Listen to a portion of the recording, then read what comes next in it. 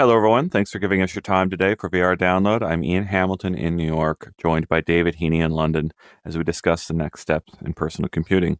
And we're at Quest 3, and we're using David Heaney's UVR studios with hand tracking and meta avatars. Today's episode was pre-recorded on July 3rd, 2024. We've scheduled it ahead for our typical broadcast time on Thursdays to keep that consistency with our viewers, which just so happens to be Independence Day for the United States, and David is traveling for personal reasons over there in England. So we don't have live interaction with our comments this week, but we'll hopefully be back here very soon in the future with a live show with that live interaction with our comments. But however, we will be thinking about you. Last week we did a 4-hour mega episode. We don't intend to go that far today. But I am missing my audience already because they always inject some very interesting things into our conversation. David, what do we have today? Yeah, it really is a strange episode without the audience, but we'll have to just push through it. It's the circumstances are what they are. We're going to talk about, firstly, Ultraleap reportedly planning to sell off its hand tracking division. So it obviously acquired Leap Motion a few years ago, and it may actually now go their separate ways. We'll then talk about the fact that every world in Meta Horizon Worlds, their metaverse platform, can now be joined on web and mobile, outside of VR, obviously. We'll talk about the founder of Lynx saying that production has been an absolute mess and explaining why. We will talk about the fact that Pico announced that it's going to open up its store and get rid of its App Lab equivalent following Meta announcing the same a few months ago. And the end of our show will be a section about Apple Vision Pro. We will discuss the fact that it just launched in China, Japan, and Singapore last week, and that pre-orders opened for the UK, Canada, Germany, France, and Australia. We'll then talk about the fact that Apple has switched the in-store demos from the Solo Knit Band to the Dual Loop Band, the more comfortable head strap for many people, essentially admitting that the Solo Knit Band is not comfortable enough. We will talk about the report from a South Korean outlet that Apple is asking LG and Samsung about supplying micro OLED displays for the cheaper Vision headset. And if that report's claims are true, it may even reveal the resolution of the cheaper Vision headset reportedly coming next year. And finally, we'll talk about Surreal Touch, the biggest news of today, a 6-DoF tracked VR controller for Apple Vision Pro, a real VR controller for Apple Vision Pro that this startup claims it's going to sell soon. Yeah, some very big topics there to get into with the Apple Vision Pro segment. We'll have a big discussion there, I think, to end off our show as we get into all those speculation type things regarding the future there. But this first thing is a very real thing. Ultraleap reportedly planning to sell off its hand tracking division. This was coming amidst massive layoffs at a company that is the leader in hand tracking technology. You wrote this yourself in your own hands-on reports that they are pretty much in a class by themselves when it comes to hand tracking technology. And I wrote out this article. You can go read it in our description. We'll have the links down there to our articles that we cover. And you can read this whole summary where, 5 years ago, these two startups, Ultra Haptics and Leap Motion, were merged into one and became this new startup called Ultraleap. And it's been 5 years now that they've tried to merge these two technologies, right? Ultra Haptics being this thing where you could put like a little sensor down and it would emit sounds upwards, and you put your hand over it and get a little bit of a haptic effect right above where those emitters are sending out the little feelings to your fingers. It was a cool idea if you combine those two effects, right? Hand tracking that is best of its kind, as well as a nice little haptic effect. There were places that I expected that to go. I think the people who put these companies together expected that as well, and I don't think it materialized for them. And so they had massive layoffs, and one of those people was Max Thomas, one of the devs behind ALVR, the open source solution to stream a lot of your content from a PC to various headsets. That person on Twitter said that they had been laid off as part of the US team at Ultraleap, and we reached out for comment to try to get exactly how many were let go. But there's actually a fairly big discussion here to have, and I'd like to have that with Max Thomas if I can, to understand a little bit more about where we are with hand tracking, because I don't think you can't ask anyone if Ultraleap isn't going to comment on what happened here with their layoffs. They aren't going to give us the number of people that were let go. We would have to rely on people who have been let go to give us estimates of those things. And I don't know. It's devastating. However, I think this is all in service of selling this technology, right? And selling in particular the hand tracking portion of this technology. And it's upsetting, and probably the thing that they were looking for all along. Like, they've been trying to supply a lot of different people. But what happens if this technology goes and gets bought out? Does the industry lose its option for hand tracking from a third party that they have had? We've got a lot of other news in the show today that relates to this in a way, right? I could argue that subject number 3 here on this list is intrinsically tied to what this is. But David, what do you think of all this? Yeah, you're right. If this is sold off to one company that keeps it as their own tech, then that would be a loss for the industry. Because as you say, Somnium VR1, which I'm going to see next week, Lynx, which we'll talk about soon, Varjo headsets, and some others use this Leap Motion, Ultraleap hand tracking as a kind of plug and play solution that they can just put into their product, or they can add as an attachment to their product and get really great hand tracking on their headset. And if that's not there, that means that either another company's going to have to come in and fill the void here, or they're going to have to develop their own in-house hand tracking. And we've seen how hard that is when you're not a tech giant with a massive pool of computer vision talent. You know, Apple and Meta have been able to pull off some very impressive hand tracking. I still wouldn't say they're quite up to Ultraleap's latest hand tracking, but given that they're on generalized sensors, it's impressive what Apple and Meta have been able to do. But yeah, if Ultraleap isn't there, there's going to be this massive missing hole in the market. I think their original plan was that they would be licensing out to so many different headset companies that this would be a big revenue maker on its own. But what did happen is that the giants that kind of consolidated the market, Meta mainly, developed their own in-house hand tracking or acquired different small computer vision teams and built them up into a large hand tracking group. And that meant that the market just wasn't there to really sustain this as a huge business. And meanwhile, the ultra haptics technology you're referring to, this ultrasonic in-air haptics, which is very impressive and makes for a great demo, I imagine they have not found a massive market for that. I remember when I tried it, there was all this discussion about maybe it could be used in cars, right? So you're driving along, you're looking forward, and you do a hand gesture in the air and you get like in-air haptic feedback to that. I don't think that materialized. It didn't seem like something that was very practical. It just seems like a very impressive technology that's looking for a market, although I'm sure there are some very specific niche use cases where they already were finding success. And the fact that they're halving their workforce reportedly, that's a huge hit to this business's potential and future. Yeah, and half of what? It was our question, right? Exactly how many is that? And it's devastating loss. All those people that are let go are going to have to find other work. And in some cases, they will find other work in other hand tracking efforts or in other technologies that will see the rest of the industry. It's just fascinating to think of what you just described, David, of all these third parties that have used this great hand tracking technology, but none of them have really brought a platform behind it to match the reach of what Meta and Apple are trying to do with their platforms. And so it's almost, I imagine there were multiple times over the years that various investment offers probably came Ultraleap's way, or even buyout offers probably came Ultraleap's way.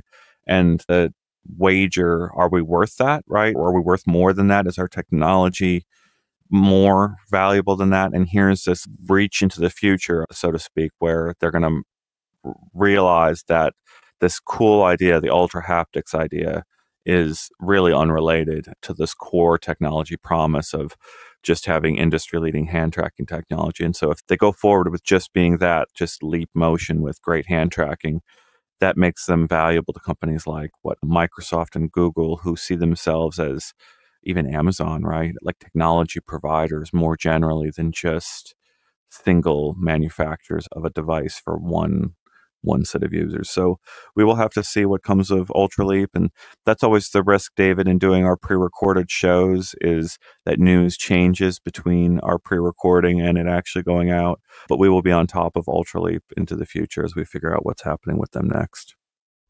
Yeah, if these companies really do split off into two, as has been reported by Sky News, it will be very interesting to see the success of each relative to each other. Then you'll see which part of the business really was the valuable part. Was it that ultra haptics, or was it that hand tracking from Leap Motion? Are we ready to talk about our next topic, Horizon Worlds? Yeah, I don't want to derail us, even though the audience is going to derail us this week. But I kept thinking of, I think it's the Striker gun. I saw them at AWE. They've got this handheld peripheral accessory, blaster accessory, with a rail on top where you could mount real accessories, like real gun accessories, to this haptic gun that has an incredible haptic force effect to it. That company, as I understood it at AWE, had to do some changes over the last several years to separate their different markets, right? I think that tool is very useful in one market, being like military use, training in various places. But they're going to have to come back and figure out, what is the value of a tracked toy gun in your personal space that has really great haptic feedback. Like, it's the same sort of story where I've seen multiple times these companies have to figure out, actually, what is the market for our product? And in many cases, ultra haptics it could have a place in the market that is surprising to us. And maybe they themselves were hampered by the Leap Motion part of that company. Yeah, I'm curious to see if we might see an unexpected place for them to end up. Yeah, I think it probably would have been discovered right now if it had have been a thing, but we'll just have to see in coming years. Let's move on and talk about that Horizon Worlds news, because it's very interesting. We know that Rec Room has been on Android phones for a while, and VR Chat is on Android and has their iOS beta.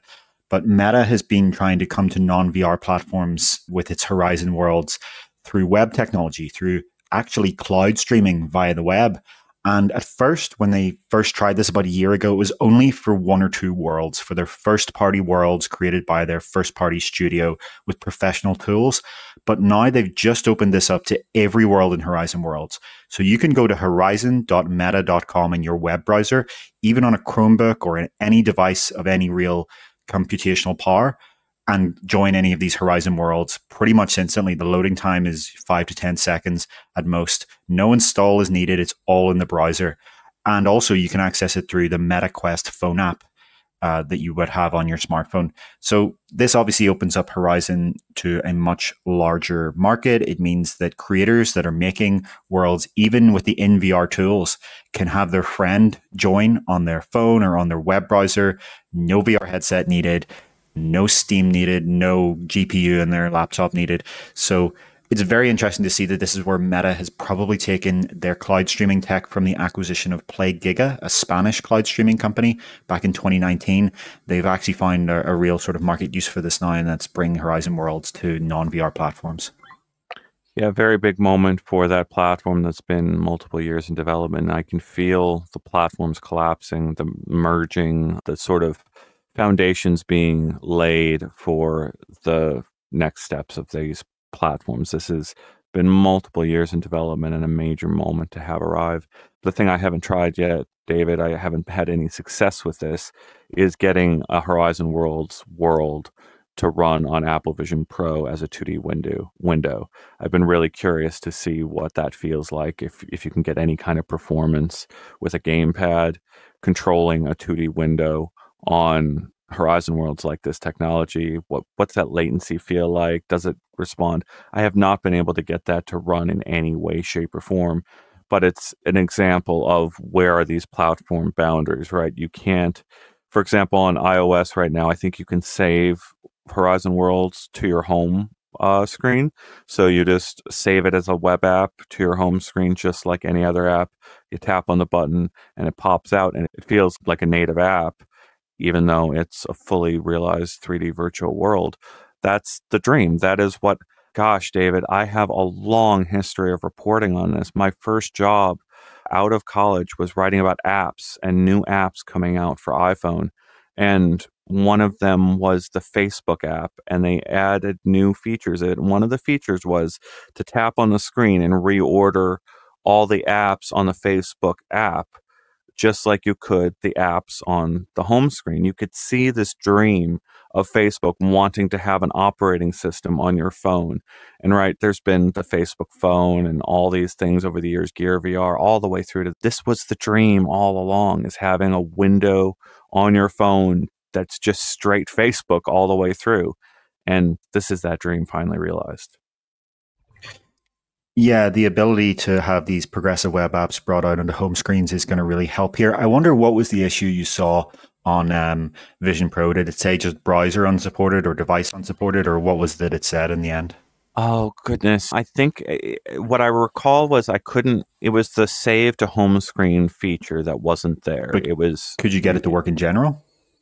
No, because it wasn't running at that point. It was like visit on mobile and then save. It actually, the UI on the Facebook page says, save this app to your home, but in order to access it. Like, it was gated behind the functionality of saving the app to your home screen in order to even access the world. That is strange. I guess for me, I wasn't trying this on an Apple device, but I was just able to, on a Windows PC, a Chromebook, just open up Chrome and go straight into it in the web browser. So I guess it must just be one of those quirks of iOS. But yeah, I guess in a larger... Sorry, continue. Sorry, as I understand it, iOS gates gamepad control behind the full screen web browser OS like functionality. So I think that was where the handoff wasn't working right. So in order to use the gamepad APIs, I think it has to be saved as a home screen app in order to do that. Sure. Yeah, I guess there are going to be those sort of quirks, but in general, people are still going to have at least one device and system, and they can use this with. Vision Pro is obviously still a very niche device, and the main target here is obviously going to be iPhones and just laptops that don't have, the GPU to play some of the competing games in this sphere. Obviously, with their Super Rumble, it's supposed to be a very primitive Fortnite competitor. The same idea of having something that is just a quick and easy, free jump in action shooter, and that's something that the advantage here is you could be running on the weakest laptop in the world. As long as you have at least a 4 megabit connection to stream the video, you can still play this. My issue is there's still stress testing and figuring out what genres fit with this type of system. I know we've got video on our channel of Questies and the air hockey table that they put inside of Questies, and it was hilariously bad. How bad the latency was of going over to an air hockey table, having another player stand on the other side of the air hockey table, and you smack this little puck back and forth. Like, that's... If you go look at Ready Player One or this imagination of this metaverse idea that these companies are throwing at us, right? You've got to have something like that function. They're all imagining the 80s and these arcades that are fading into nostalgic memory. We've got Walkabout Mini Golf with great physics. How do you get simple air hockey physics to work with any two players in two drastically different countries, David? Like, even our latency going back between us, we don't do this as a studio with 3 or 4 people. We do this as you and me because you can learn my cadences and not interrupt me. And I can do the same for you and listen and pay attention to when you're pausing to speak. We can't have that happen when we're playing online video games. It destroys the video game if that part of the latency ever fails. Yeah, in fairness to Horizon Worlds, Questies was a few years ago now, and they've had this platform dramatically improved over the past 18 months or so. The difference that it's made in having the worlds that Meta creates be built with the same in-VR tools as most creators, and having these new worlds, Super Rumble, Citadel, Haunted High, all of these things that are built by professional studios using professional modeling tools, and I think TypeScript as well for functionality.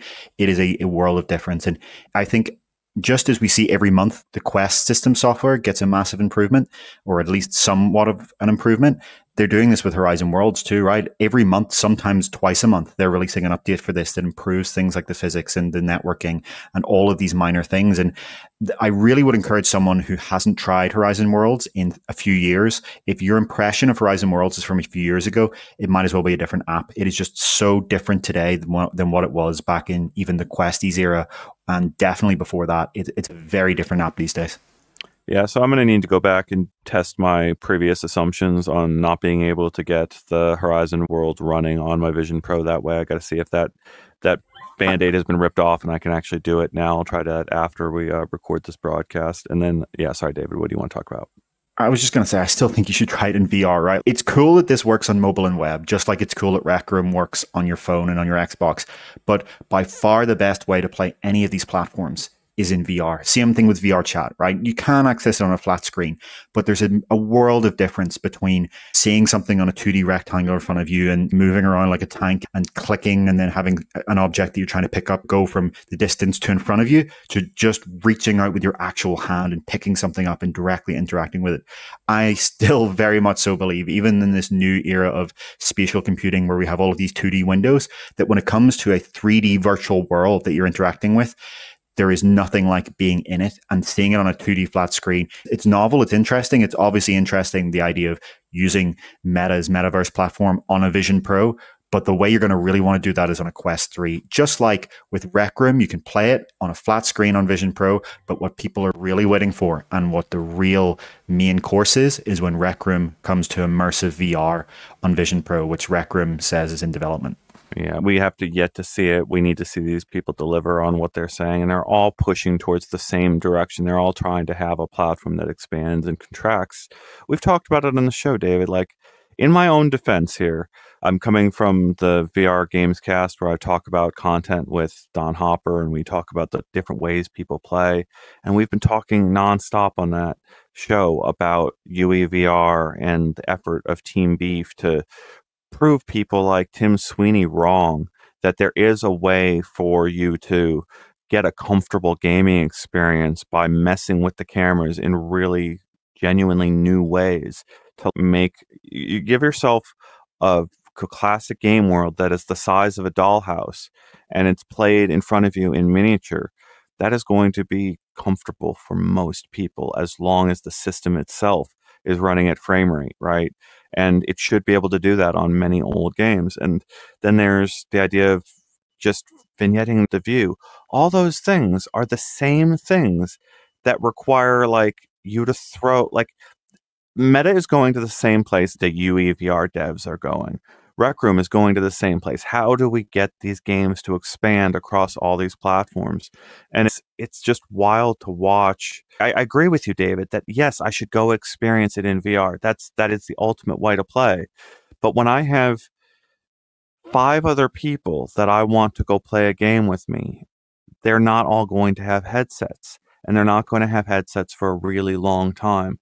So how do we get some of those gaming experiences now to get them on this on-ramp, get them ready to go get that headset next year because they realize that I'm having so much more fun than them? Sure. No, I completely agree that it's great that on all these platforms we're talking about that you can join from any device. So that means you can play with your friends, right? That's the number one feature of these platforms coming to non-VR. You can play with your friends. All I'm saying is if you are someone who does own a headset and you're someone who owns multiple headsets, then to me, it's crazy to not want to experience something like this in VR. And I think that's the point of UEVR more than anything, right? The UEVR doesn't turn VR games into flat screen games. It turns flat screen games into VR games. The core point of UEVR is that any game, even when it hasn't been specifically designed for VR, is better in VR. That's the core argument of something like UEVR. Yeah, it's hysterical to me that we've got Virtual Desktop out there, Guy Godin, and he's got this feature where he knocks out black in the background as transparent, which is the same. It's again the same thing where people are exploring all the boundaries of their original content and how they can be reimagined now that you've got an infinite canvas around us. The reason I want to move on to our next thing because I can't wait to hear you talk about links. I just want to leave off on this point that we are at the other end of this platform, the reason I'm focused on the Vision Pro, trying to get Horizon Worlds running on a Vision Pro, is because it is the complete opposite end of the same platform battle. That who is going to run your virtual world inside a VR headset is an unanswered question. There are multiple companies trying in multiple layers to command your experience there. On the other end of that, who is going to handle your phone calls in VR glasses, or no, sorry, AR glasses and VR headsets? Who is going to handle your view sharing, your sharing of your perspective and the way you handle voice calls or video calls with other people? That's the complete opposite other end of the same thing. And we've done that same experimentation over the last month with WhatsApp and FaceTime. I put that tweet out there jokingly showing my brother realizing you cannot use the Meta Ray-Ban glasses with FaceTime at present. You have to use the Meta Ray-Ban glasses with WhatsApp. And you have to use the Apple Vision Pro with FaceTime. You can't use the Apple Vision Pro with, I can't even think, with WhatsApp. You have to load up WhatsApp as a Mac app, I think, at present. I don't even know if that one is available. I think you have to use that over mirroring. Again, just demonstrating that two opposite ends of the same battle. Who's controlling your conversations from the real world? Who's controlling your online interactions in virtual reality? And they're battling it out who is the dominant platform on either end. And I just have to, it's such a stupid point to belabor, but I have to point out we're on top of this, and these headsets are both these devices are battling this out in real time, and we're going to see changes as they're going to have to call each other. These companies are going to have to say, hey, wouldn't this be better if you gave us access to one more API here? And we'll see these things change. Yeah, one thing we'll certainly need a standard for eventually is photorealistic avatars, right? If you have Apple's spatial personas and then you have Meta's codec avatars, it's going to be a nightmare if you can't communicate with both of these things, right? Right now, spatial personas is very much so like a Vision OS operating system level feature. It's not even something that you can actually build into a Unity app, for example. It's very much so the operating system does all the handling, and you can have your apps spawn windows and 3D content around it. And then we have no idea how Meta's codec avatars is going to work on a developer technical level. OSC, is that what that's called, that VRChat uses for a lot of their avatar control stuff? Yeah, that's for avatar controls, but the avatars themselves are just a standard 3D format, right, with certain rigging. So I would like to see how OSC maps to codec avatars. How do you make those two things talk to each other? And the point being, we have to be ahead of the next green bubble battle, right? We just spent multiple years of Google and Apple butting heads over this open source, over this open system to have your messaging apps talk at a high quality to each other. That's the same thing we're talking about. We want these two messaging systems to interact in the same way phone numbers interact, right? Yeah. Way the TCP/IP. RCS, what you're talking about is RCS, right? It's not that you need an API between, it's not that there's an API between iMessage and any other system. It's that there is this open standard, RCS, that now was on Android for a very long time and still is, obviously, and as Apple has just adopted in iOS 18. And yes, it's still a green bubble. Apple will never get rid of those green bubbles because it's a marketing thing in the US. I've heard all about it, how certain romantic partners will see a green bubble from someone and be disgusted in this. Talk about amazing marketing from Apple to be able to set up a system where someone sees a color of bubble from a different device and that's somehow a social signifier. Incredible. Hopefully that doesn't happen in spatial computing. Eventually there will need to be some open standard for photorealistic avatars that is something like RCS. You're talking to someone in the metaverse, and after about 30 seconds, the bubble appears above their head to show what headset they're on, and it's, oh, you're operating on that headset. Ooh, I only talk to people who have luxury headsets. Oh my gosh. Okay.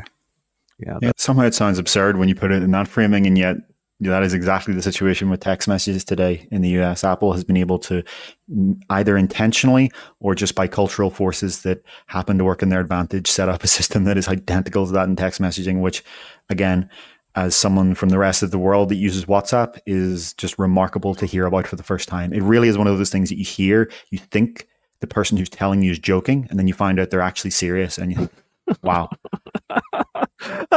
Okay, all right. We'll debate this another time. I think there's a lot of, it's like judging a book by its cover, right? You're immediately taking the wrong implications from the fact that they're using a certain type of device. But let's move on to talk about Lynx and this headline we just put out right before we came in here to record this podcast. So the founder of Lynx said that production has been, quote, an absolute mess, and then went on to give their view on why it's an absolute mess. Now, I've reported a lot of these stories over the years, David, of watching these companies go out of business and the founders having to figure out where they lay blame. The blame lies on the founder. I'd like to just begin the conversation there, right? They did not plan right, and that's what I've found again and again with various founders. What are you hearing here with this founder and this effort? What are they saying is the cause and the reasons for this? Yeah, this was a remarkable blog post with a number of very interesting claims about just why they are so far behind. Just for context here, in case anyone isn't aware, this Lynx R1 was originally announced back in 2020, and it was supposed to ship in 2022. And at the time, we were calling it, an AR VR headset, because what it was even doing was so new. It was a VR headset that had color pass through, which was a remarkable idea back then, and an open periphery. And had it shipped in 2022 on time, it would have been the first headset with this color pass through that's shipping to consumers. The problem is that there were so many delays that it was beaten by multiple products. Firstly, Quest Pro came along and did the exact same thing. Color pass-through and an open periphery design. Then, before Lynx had shipped to the vast majority of people, while Lynx had only shipped to a fraction of its backers, a tiny fraction of its backers, Quest 3 released. And even then, Apple Vision Pro. So these major headsets from these companies came after Lynx should have, had it been able to meet its deadline, its original timeline, be the first. And that's remarkable to see, because it would have had a major place in history. And now it's just that sort of second ran, that startup that wasn't able to ship on time.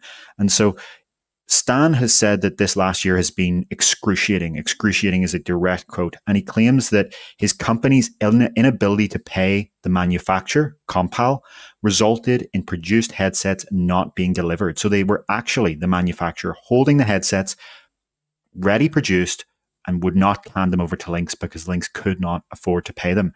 And Stan says that this happened because multiple intended investors didn't follow through with their funding, including one investor who Stan claims got to the very final stage for a €30 million investment. And just at that last point, when the term sheet had even been signed, it was found out that the investor, according to Stan, did not have the money to actually make that investment. And another investor was apparently a French public fund who started bad-mouthing them to other investors and didn't follow through after many months of due diligence. Now, all this is just from Stan Leroux's claims. We don't have any way to verify this, but the end result is that Lynx has only produced around 100 or so units out of the over 1,000 backers, and they say that they have over 10,000 orders in total. Now, they are currently not taking new orders. If you try to go to their website, it will say out of stock. So they have this really long path ahead where even by the end of August, they say they'll only have 500 units shipped of those 10,000. And we don't even know, based on their timeline, if that's going to happen, because this is a startup that again and again has said that they're about to ship, has said we're producing now, we're ready to go, over and over, and it just has not been the case. And it turns out that a couple of units ship and the mass production, the real scale, just never truly arrives. Yeah, this is awful. I think we've got a pretty good track record with our coverage of this company. You'd have to go back into our links and see what we've said on each of our reports about this company. We advise very, very strongly against backing Kickstarters, explicitly for this reason, explicitly for the reason of exactly what this story has played out for. And as we hear the next updates from this company and Lynx and Stan Leroux over there, we will use them as an example in the future of why you should be cautious of backing projects every step of the way here. You need to show people that you can ship at scale reliably. Even Big Screen Beyond out there, right, with $1,000 headset. I've heard a few reports out there of people complaining about having difficulty with the 3D scanning initially, of needing to get multiple facial interfaces or multiple copies of the headset in order to get one that really dialed in their face. It is not easy to produce VR headsets at scale, much less ones that fit everyone's face. Goodness, it's horribly difficult. So our heart goes out to the people who are trying to crack those nuts and figure out how to do this thing at scale. But at the same time, kickstarting, crowdfunding, taking pre-orders before you can actually deliver, right? Like in many instances, when people are throwing money at something that's a Kickstarter, they honestly, in many instances, they don't care if it's a brick. They want the brick on their wall. They want the brick to exist and say, yeah, that was the brick I backed back in 22. It was really a crappy product, but it worked for exactly 2 seconds before it shorted out. Yeah, that's certainly the case for some people, but I think a lot do back expecting that they're making a pre-order. And the problem with Kickstarter is that you're not. You're making a pledge, and Kickstarter makes perfectly clear it's entirely possible that your entire money will be gone and you will not receive the product or receive something very different. And as you say, even Big Screen Beyond had shipping delays on the order of months, though, not years, but still they did. It is incredibly hard for these startups that don't have the infinite war chest of a big tech company to ship a new headset. These standalone headsets are remarkably complicated devices with so many different factors going into making them work correctly. And we know that the first batch of Lynx that went out had these issues with the microphone and some other problems with things like charging. This is such a difficult thing to do. And this is why we do, as Ian says, stress this over and over. What a lot of people don't realize, that I think is the most important thing to realize about this, is that making a prototype is the easy part. Now, obviously, it's difficult and takes skill to make a prototype, but compared to mass producing a product affordably and at scale and on time, that is easy. So if you see an impressive prototype from a hardware startup and they even have it working and they have a full video of everything working and you think, wow, there it is, I'll just buy it and it'll come to me. That's not going to happen in many cases, because mass production and prototypes are vastly different things. And we'll talk about that a bit later when we talk about those controllers for Apple Vision Pro that look very promising. I think a good example, we should move on here to the next one here in a short bit, but the example in my mind that you just showcased perfectly is the Portal device that Pimax pitched for a little while. It was exactly what I would imagine a Switch 2 could be if Nintendo actually threw all of its engineering and product development might behind developing a Switch 2. You can imagine Joy-Cons that, become both VR controllers and operate as controllers for the game system itself. You've got something that's stylized specifically for that headset. You pull off the controllers off the sides, you put it in a headset, and you're good to go. But you would need to spend, as Nintendo spends, years of time with Q&A testers who are contracted with your company to iron out every one of the little things that happen on the path to making that work. Whereas, when we went to try out that prototype of what that Portal thing, it just didn't do what they showed it doing in the videos doing anywhere near close to what it was. And that was just to deliver a prototype, right? So you go and try to support that product, maybe they ship you something, maybe they don't, and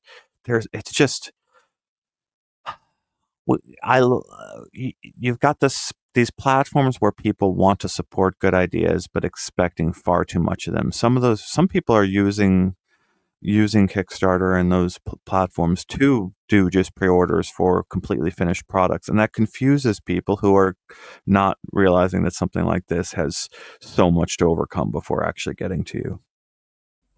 Yeah, I have a few finishing thoughts on this. So the first thing is that I do think a lot of this is outside of Lynx's control. A lot of this is just things that when they first were starting this, there were these macroeconomic conditions with the supply chain issues that were caused by the COVID pandemic. Those are out of Lynx's control. Then you have, if these claims about the investors are true, those are outside Lynx's control. What I do think was in their control, and a huge folly they made here, was the pricing. So we reported about late last year how they have put the price up to $1,300. And originally, when Lynx was marketing this thing just before the Kickstarter, they were talking about boasting about how they could make this thing for just a few $100s. And we can get down to Quest pricing. And that was the mistake, I think, because look at what we have then these years later. They don't have the finances to cover the real costs that they didn't predict expanding. The thing you need to do if you're a hardware startup like this is charge a higher price. You're charging to enthusiasts anyway, so you need to charge enough, not just to cover, your basic manufacturing cost and a healthy profit. You need to add a lot more in there to cover what if everything goes wrong and we need to fund this business for 2 more years. That's the problem. The $1,300 price that they have now should have been the price originally. And then they would have all of that extra money from the customers to be able to support the product going forward. Now, the final thing I'll say is that Lynx Stan specifically claims that they now do have a well-funded US investor interested. There is this angle, this pitch being made in this blog post that there's this kind of techno-pessimism in Europe where they don't really understand VR and AR as a big future market. They see everything in the most possible pessimistic terms. And that certainly is a thing, right? There is this culture of techno-optimism in America and specifically in California that doesn't really exist anywhere else in the world. And it means that there's a reason that the vast majority of the great tech companies today started in this one area, because there are these people, these investors, these VCs that are able to look at something now that isn't quite perfect and extrapolate 5 or 10 years and then put in the investment to get it there. And then everyone turns around and thinks, oh, how did this happen? How does Europe not have these big tech companies? Because you didn't believe in them when they were starting. You only believed in them when they got big.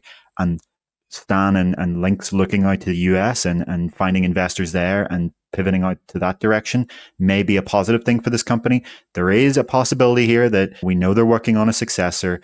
If they do have the right investment and the right guidance, there is a possibility that they do manage to turn this around in the next 3 to 5 years and build a decent company here. It's just a question of, will that really pan out, or will it be the same thing as with these past investors? Only the future will tell. We can't predict. Ultra Haptics, Ultralinks. We can get a Ultralinks. They can merge. And I'm sorry, that was a bad. Maybe that was a mean joke. Motion. I don't know. Leap Links. I would say they want the hand tracking more than anything, because they are using Ultra Leap hand tracking in this, right? That's what those sensors at the bottom are. They are using it in this headset. Yes, Motion Links, Leap Links. Yes, you're right. I had the wrong company there. Good luck to Ultra Haptics and all your future endeavors. Let's talk about Pico announcing it will also open up its store and get rid of its App Lab equivalent. They are literally calling it early access, which is what we have already started using as our label for everything that's coming out of App Lab. That's Meta's early access program. Of course, Steam has early access as a standard part of its service. There's slightly different approaches to how you pre-order and wish list things on each flow out to the public as you're getting your content ready. But it's a big deal to have another platform here where you can release your content in early access. David, why don't you break it down? Yeah, it's a very similar announcement to what we heard from Meta 2 months ago. They are going to get rid of their store curation, and they're going to get rid of this separate App Lab section. It was called Pico Lab on their platform, but it was essentially a copy. And they're going to just have one big open store where, as long as you pass the technical and legal requirements, you're not putting anything illegal or lewd in your app, and as long as it works at decent performance, they're not going to say this isn't good enough, this doesn't meet our quality standards. It's an open store soon is their timeline. And that seems similar to what we heard from Meta, where that's their plan for the Horizon store, the successor to the Quest store. It's a merging of App Lab and the store that works similarly to the iOS App Store and Android's Google Play, right? We already have examples of app stores that work like this. And Pico's specific quote here, their commitment to developers is, every app in our store will have the chance to be recommended and featured in user searches, participate in smart distribution. Outstanding apps will have an opportunity for editorial picks. So they will still have this same thing of iOS and Android where you get editor's choice, editor's pick recommended. But otherwise, when you search through categories, you search for an app name, everything will show up. And that's going to be the way that Horizon Store goes. It's going to be the Pico Store goes. And we've talked about before how this is going to be huge for small developers, right? This means that they get to compete on the same playing field as all the big players. But there's going to be some disadvantage to new users here who are trying to find high quality content, in that they're no longer going to be able to rely on this being a console-like curated system. When the Oculus Quest launched, there was this huge controversy about this console-like curation, but it did have an advantage, because back with Gear VR and Go, you went onto those app stores and there was just slop everywhere, just like you go on Steam and there's slop everywhere. But what consoles used to offer, at least, that's been changing recently with the likes of PlayStation and Xbox opening up more, is this expectation that you're someone who, you've worked a long week, you come home, you sit on your couch, you open the store, and you know that whatever you're going to download is going to be pretty great, or good at least. That is going away. There is a price to freedom, but many people would argue that freedom is worth the price. Yeah, that is quite a philosophical statement to end that off with, but I think that is like the overall summary here. The issue, I think, in my mind, is the way David ran through that is editor's picks, and noticing that you've got the platform using the language of what classic news publications, right? Like, we can have editor's picks that indicating that there's still a level of editorial oversight. There's still like a level of, we pick what actually succeeds on our platform. We just don't advertise it the same way, right? Over on Meta's platform, right, Andrew Bosworth, the CTO, was apparently a proponent of removing news from the word newsfeed to describe the endless push of algorithmically chosen stuff that Facebook throws at you all the time, every time you go on their platform, right? These platforms are almost like hiding the way they control what appears in front of you. Like, by claiming that a platform is open, we have to actually see that in practice. You said all these things that might get removed, right? What about legitimate content that gets removed and copycat content gets allowed? Those are things that you have to have really stringent, good people who are trained in those positions to follow specific rules, to notice who was the original producer here, who actually has the legal grounds. Is this person actually doing something that they shouldn't in their action against another dev? Like, that requires humans to sort out all the specifics of who actually belongs in the store and who doesn't. And if you don't actually back that up with real people, as we've seen in the past, Pico has laid off a significant portion of its workforce, and they're starting again. Of course, they would announce an open store, but that doesn't stop the requests for removal from coming in. The requests for removal still come in. It's just a question of which ones you act on and for what reasons. And that's what we still have yet to see, how Pico delivers. Yeah, I think you're right to say that the little devils are in the detail here, right? Because there are going to be these huge issues about what happens if someone has this original idea and then there are loads of copycats. And then what happens if people are uploading things that are copyrighted content and then you just let them through with this more specific approval process? It may end up that it actually takes more human power to get these open stores be able to comply with regulations and with copyright strikes and DMCAs than it actually did originally to bring things through one by one. We'll have to see the details here. We'll have to keep a close eye on, do these platforms put in the investment to make sure they get these things right or not? And it's also good to point out that for Pico, as you say, they've laid off a huge percentage of their content team. They cancelled their Beat Saber competitor. They handed off their first big exclusive, Just Dance VR, to Meta. It's not coming out on Pico headsets anymore. It's coming out on MetaQuest headsets. So there may be this idea that we've pulled back on our content funding. Why don't we just open the floodgates and let indie developers do this for us and let this content to drive in people to buy Pico 4 and the upcoming Pico 4S that we've reported is imminently launching. It's going to launch anytime soon, just like the MetaQuest 3S, to get all that content in without having to put in the investment that platforms like Meta have to actually bring in high quality content. Yep. So we will see how that plays out over time. And I think David and I are saying some of the same things here on just what are the details here in content moderation and how do they follow through on those claims, right? We've seen, you can go into Rec Room, VR Chat, I assume Roblox, because I haven't seen this myself, but you can probably go into all the major platforms and find a version of McDonald's, a version of Doom, a version of many classic games, a version of Mario, right? Where do those assets come from that end up in those worlds? What are the grounds for removal? What is fair use? And what is fair use is different across different regions, right? So it's going to be an extraordinarily difficult period to see exactly which platforms are the best at upholding money making for the actual creators, right? We've seen this, we've seen people struggling and also breaking through and making large amounts of money on a few of these platforms. There's a real economy of people who make avatars for VR chat users who are invested in by the thousands of hours. That's the beginnings of this stuff, but it's going to really we're going to have to see who is the biggest who's actually writing the checks in the greatest amounts for the greatest number of people out there. Meta has thrown out some very big numbers in the past for how much money their store has generated. Is anyone else coming even close to what that store is generating? We'll have to keep an eye on it. I think it's time to move to our Apple Vision Pro segment, where we've got several things to discuss about Apple Vision Pro here near the end of the show. That is, of course, the $3,500 headset from Apple that launched in the United States at the beginning of the year. It is a VR headset. For those of you who are unfamiliar, it uses an opaque screen, and then it has a chip to layer in the pass-through, basically. And that's it's this magic trick of a headset that is VR at its core, but no one recognizes it as such because Apple doesn't use that terminology. David, what is the big news here at the start of this Apple Vision Pro segment?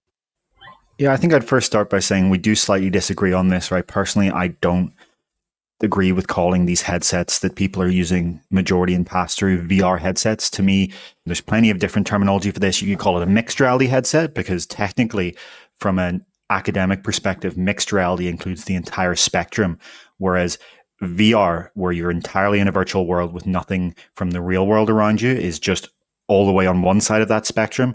And if you're just sitting in pass-through with no virtual objects at all, that's all the way on the other side. And then everything that happens with mixed reality is in between. You could argue in Vision Pro, when you're in a VR app and you've got your hands out here and your arms cut out, that's just 90% on that spectrum. We have Ian dancing around here. I'm not quite sure what Ian's doing. The cats are about to have a cat fight right here because one cat was in my room for the broadcast and then the other cat is meowing and the door is right here at the wall. And so now the cats are sniffing each other and there might be, oh God, no. I'm sorry, David. Cats, don't do it. It's quite okay. Okay, cat, get out. Okay, I'm sorry. I got to send you out. Go. All right, bye-bye.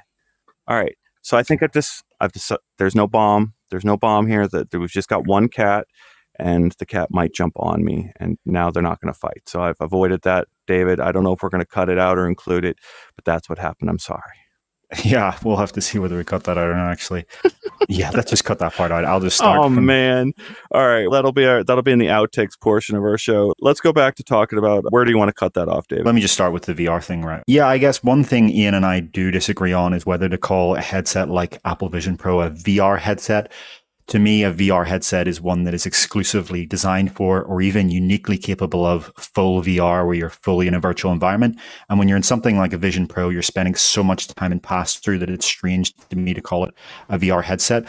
And technically, from an academic perspective, you would call these mixed reality headsets, because mixed reality is this spectrum where on one end of this spectrum, you have fully virtual reality, right? Where you have everything around you virtual. You're not seeing anything from the cameras in the real world. The cameras could be switched off or covered and everything still works. That's 100% on one side.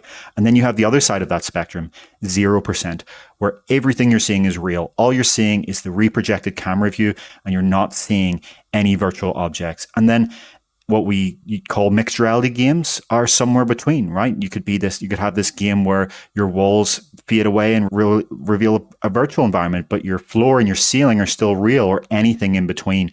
And so I think calling Vision Pro a mixed reality headset is probably a more accurate description. Some people like the idea XR headset. Personally, I think in the long term, all of these acronyms are going to be dropped when it comes to the product name, and they'll probably just be called headsets, right? You get, oh, did you get a new headset? Yeah, I got this new Quest headset. I got this new Vision headset. That seems more reasonable to me. But let's not argue about that. Let's get to the real news here, which is that you said that Vision Pro launched in the United States at the start of the year in February. That's very true, but some very interesting things happened on Friday. The first thing that happened in the very early hours of the morning in Pacific time was that it launched in Asia. It launched in China, Japan, and Singapore, the first countries outside the United States. And so this was a major launch event. This happened in Apple stores. Also, people who had pre-ordered had their headsets delivered to them. And this is now in 4 countries, this headset: China, Japan, Singapore, and the United States. The other thing that happened just a few hours after is that they opened pre-orders for the UK, Canada, Germany, France, and Australia. And those pre-orders are going to start shipping on July 12th. And then on July 12th, you'll be able to walk into an Apple store in any of those countries. And I do think the Apple Store part is the most important. I think I've said this before in this show, but the really important part here is that anyone in these countries who is in a city or even a large town will be able to go to their shopping center, walk into an Apple store, and try this thing out, because it is a magical demo. Even if you own a current headset, to walk into this and see this pass through that is better than any headset you own, to see these near 4K OLED micro displays, and then to see this Apple software, this Vision OS, this operating system that's built for spatial computing, as they call it. It's a remarkable thing. And the vast majority of people who do this demo cannot afford this headset, or just don't want to spend that money on a headset, even if they could afford it. But what matters is that you're seeing Vision OS. You're seeing the potential here. And then some year down the line, eventually, there might be a Vision headset that's within your price range, that has the games or content or entertainment offerings that you want. And then you think back to your Vision Pro demo you did back in 2024 or whenever it was, and you think, okay, I'm going to get this thing now. Yeah, I was going to ask you to do the third Vision Pro story here that we have here, since I think it's similar in the sense that we're going to still talk about the in-store demo experience, now using this dual loop band instead of the solo knit band, which is a big step for Apple to admit that the strap that goes over your head is the more comfortable option and kind of necessary to be shipped with this big bulky thing. So I just want to mention that, and then we'll talk about the other things which are more forward thinking here when we get to the next section. But I want to reply on the VR headset section of your commentary before. I agree with you that over the long term, we're going to arrive at headsets and glasses. You've won that argument with me. You've convinced me that we've got headsets and we've got glasses as our future computing platforms. And they're going to be, we lived in the era of phones. We grew up in the era of phones. We had the laptops and desktops before that. But we spent a lot of our earlier years living inside of phones. That's going to become less the norm as glasses and headsets take over. So I'm fully with you that we're going to the same place there.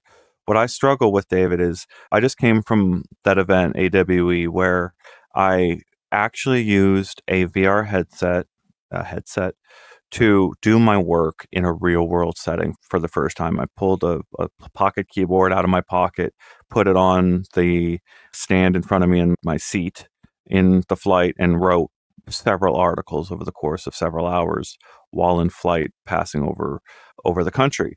And at one point I got up, so I did that on the flight. I did that in the media room at the conference. And in both instances, I had random people who I didn't know ask me what I thought of the headset. And that's a really weird situation to find myself in, right, David? You and I, like I gave you, you had how many thousand words to write your review of the Apple Vision Pro and write it with precision language. And here I am in these real world scenarios where people are asking, what do you think of it? And I'm like, how do I give them the 10-second, 5-second answer to explain what is the value here? And what I realized in both of those instances, I'm getting up from my flight after 5 hours or 4 hours. Someone else, the guy next to me, has to go. So I pull the headset off my head. I'm holding it in my hand like this in the middle aisle of this plane. And someone going by is asking me what you think of it. And then back at the office, the media room, similar sort of situation. I didn't even take the headset off, and I replied the same answer to both of them. It's focus when I need it. It's focus whenever I need it. It's 100% focus. That mixed reality mode that's there, that Apple spent a ton of money getting right and adding with its whole process, is great. It's cool and all that. The big screen beyond $1,000 headset is focus when you want it. It's exactly what you described. It's a VR headset without all the pass through, but it's you put it on and you're there and you've got infinite landscape. Focus on whatever the heck you want. You can get every piece of content you've ever imagined related to one subject up in front of you. And that's what we're working towards, right? You can say to the computer, hey, give me 1,000 of things to look through related to this one topic, and you can sort through it in this landscape on this specific subject. That was my answer to the guy going down, asking me what it's like on this flight, was this is focus whenever I need it, exactly when I need it. And that's what a VR headset does that AR glasses are not going to do. They're going to be battling against. You're going to be taking a person out of whatever they're doing the more you add on. So I admire I get it, David. I agree with you why we're doing this language. But if in both of those instances of these random people wanting to know what's going on, I want them to know that it is a VR headset that is doing this for me, not the Ray-Ban Meta glasses that are giving me this moment of focus. Sure, I really do agree that it's important to distinguish between these transparent optic glasses that can only really add things, and even then they're translucent to your environment, and a mixed reality headset that can bring you into a fully virtual environment with control of every single pixel because it's using cameras, right? That's a very important distinguishment to make. Again, this is a matter of semantics, and semantics don't matter that much. I'm not a huge person on semantics, but I think it's just better to describe these as mixed reality, because even when you're in that full VR in Vision Pro, you're in a fully virtual environment. What do you see when you look at your arms? Your real arms. You're mixing reality. And what do you do when you turn that little dial at the top? You decide how much do you want virtual and how much do you want real. And it's that mixing of reality that makes the core product experience. It's not just full VR. It can't even do full VR unless you as a developer go in and specifically turn off the arm cutouts. The other night, I went and got the IR emitter so that there's IR light in my bedroom, even though it's completely pitch black to me visibly or visually. I can't see anything. There's still light being seen by the sensors on my headset because of this IR emitter. And when in low light, and I think even on the latest updates to the Vision OS, in low light, you don't get those hands. It won't show you your hand cutouts in low light on the Vision Pro. And especially in that instance that I'm talking about, the headset itself, you turn it on and it's pitch black. It's the same as a big screen beyond functionally in that situation where the pass-through doesn't matter. And I've still got all of this virtual content floating in front of me. They've done a lot to bury VR underneath there. They've done effort to put all of this stuff on top to make it invisible that VR is there, but you're still taken to fully immersive virtual worlds anytime you want, even when you don't have the light of your room to help you.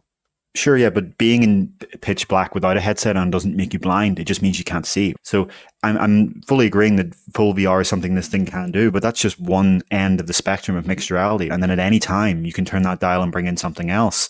Or if you look down at your keyboard, what will happen? It'll cut that out. You'll get that mixing of reality in. Same thing with other elements in future. I'm sure at some point they'll have gamepad cut out. Things like that. I'm sure if they ever do add controllers eventually, they will be able to cut that sort of thing out. With object tracking, developers are able to bring in specific objects into the headset.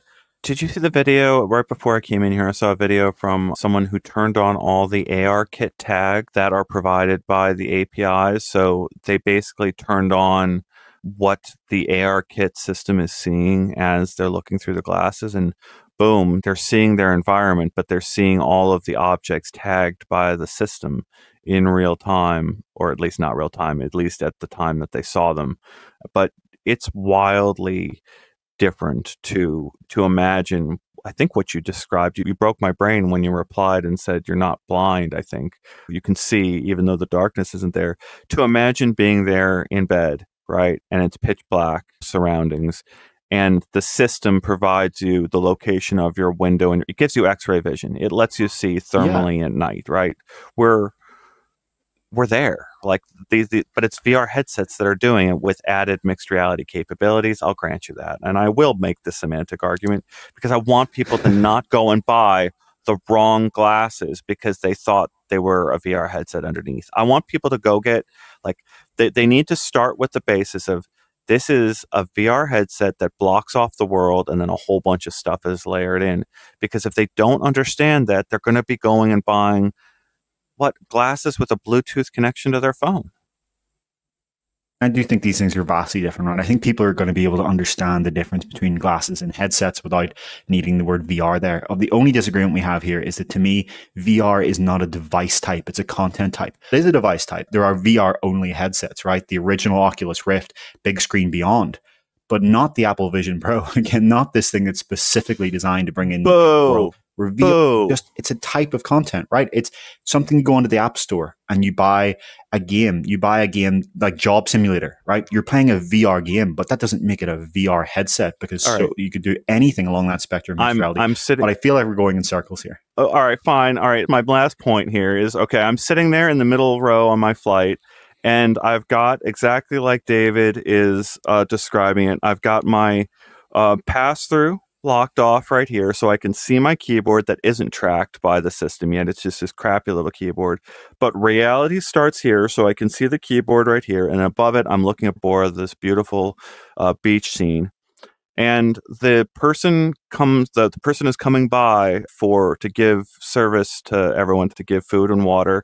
And they ask the person next to me, "What do you want?" And she says, "Oh, I don't know if he's there." I hear her outside go, "I don't know if he's there right now." And I'm like, "Yeah, I am right here. I'm good. Thanks." This person who isn't in VR, understood that I went to another place with this headset. That's what VR does that AR glasses aren't going to do. But could you see her? At that point, I could hear her, and it when you didn't turned do your the head. break Could you see her? Yes. Exactly, because you weren't in VR. You were in mixed reality. I came back to say I'm good. I went back, and then I turned back, and I was back in VR. All right. I hate you. Let's move on. You just described the mixing of real and virtual. That's exactly what I'm trying to say here. But yeah, and I went from mixed reality to virtual reality with a glance, David. Exactly, because you're on a headset that can do both. You're on a mixed reality headset that can give you whatever mixing of reality you want, all the way from 0% to 100%, from fully real to fully virtual, and everything in between. And I think in between is where the magic happens, right? In between is where the real interesting stuff happens, even in VR, because I've said this so many times, I don't think enough people appreciate this. The coolest thing about VR and Vision Pro is that you see your actual arms. It's like you're there, because one of the things we always say is that in VR, you're there in the world, right? But you're not. You're inhabiting on a Quest or on a Steam VR headset. You're inhabiting an avatar in the virtual world, or a character in the virtual world. With Vision Pro, you're in the virtual world because you look down and you see your hands and arms as they are really from the cameras, not a virtual representation. It's a mixing of reality. But again, we are going in circles and circles on this one. All right. Apple is reportedly asking LG and wait, Samsung. Hold on. That's the next news. We didn't talk about the solo band, really? I mentioned it. I was trying to get it over with. Oh, you want to talk more about this band? Is this Apple's failure in its design that you really want to focus on? Okay. Yeah, I think it's really important, right? Because we saw in Vision Pro's marketing this solo knit band. It's the default band that's attached when you bring the headset out of the box. This is attached. And I think Apple knows that this isn't comfortable enough for most people, right? You're going to get a few people that say, "Oh, the solo knit band is so comfortable for me." But talk to the majority of Vision Pro users and they hate it. And I think this thing was chosen because it's a beautiful design. It is so brilliantly over-engineered. They've 3D knitted it. They came up with an entirely new manufacturing process just to make it. And the problem is it just doesn't work. It just cannot support a headset that the visor here alone is 500 grams, right? People talk about Vision Pro being 650. That's including all of this other stuff at the back.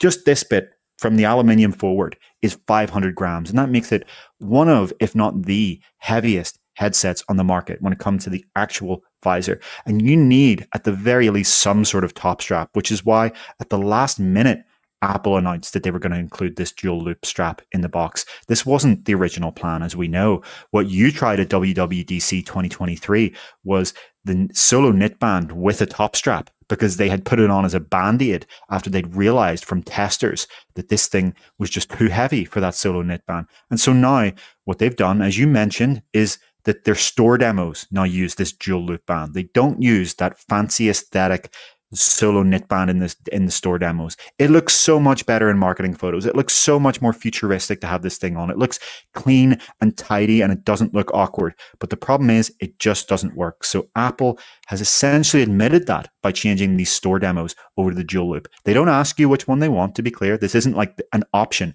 Every store demo they do now, they put this thing on your head, according to the people that I've spoken to that have done this demo. And every picture in the international launch photos from Apple, these are all official international launch photos from Apple, you will see that top strap, this dual loop band on everyone's head.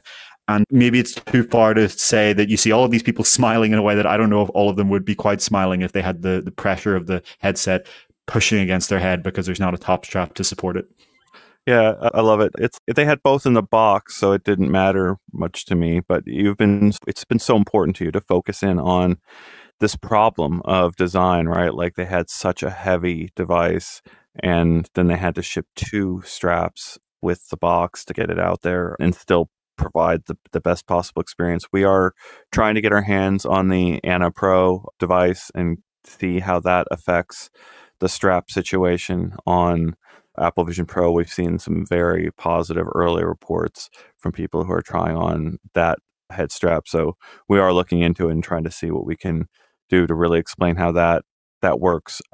The way I've been thinking about this, David, is the front part of this device has so much technology built into it, and it's so important.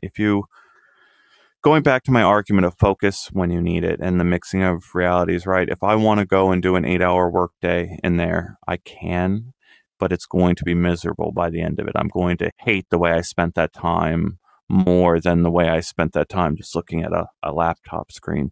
There's maybe a few exceptions, right? I've noticed, was it Alex showing how it's useful to use, like in his backyard or outside, use a Vision Pro in a nice shaded area where you can't even see your laptop screen.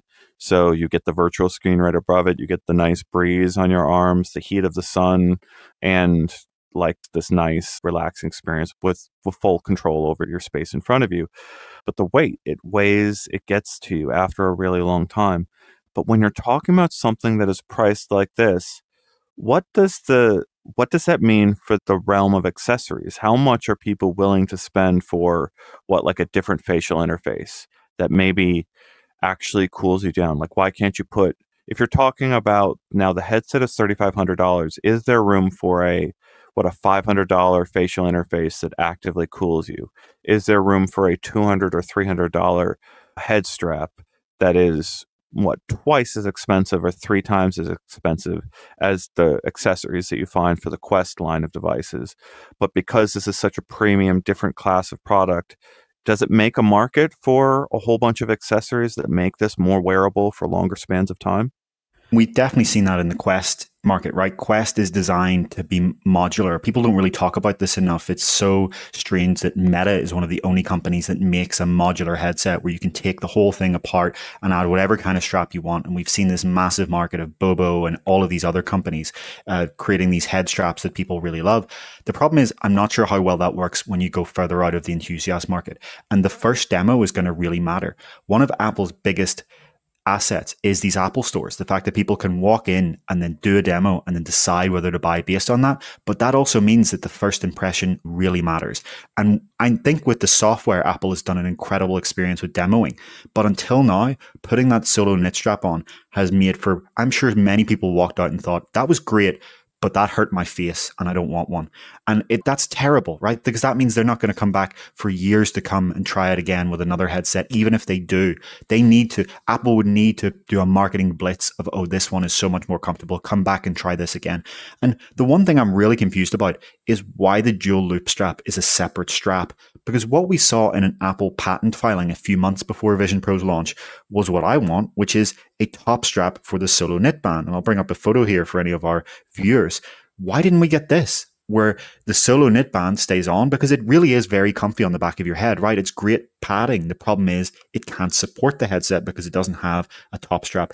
Why didn't they ship this? I'm really confused at that part. I wonder if it's because they intend to, with the cheaper Vision headset, just have the dual loop band, right? The simple, cheaper version that's much easier to manufacture, I assume, because we do know that this back part, this Solo Knit Band, is very intricate and likely expensive to manufacture. Ironically, given how useless it is, in my opinion. Yeah, I would love to know how many people were involved in the production of that single accessory, right? Whose baby was it? There was someone who lived, breathed, and designed that entire webbed infrastructure, right? Like there's a dial for people who aren't aware, there's a dial on the side of this thing that you can turn and it pulls this whole mesh netting tighter around your head, which is just, when you do it, you don't even notice it until you think about it. You pull it off your head and go, whoa, they really weren't messing around here.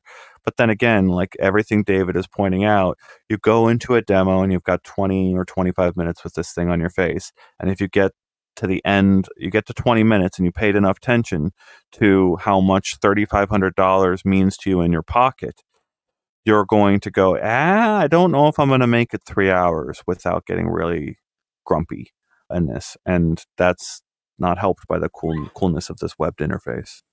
Yeah, I don't know about you, but I've obviously demoed Vision Pro to multiple people now, and a very common reaction to people who have tried the Quest 2, tried the Quest 3, some of them have tried the original Rift, they've tried a lot of the headsets I've demoed to them.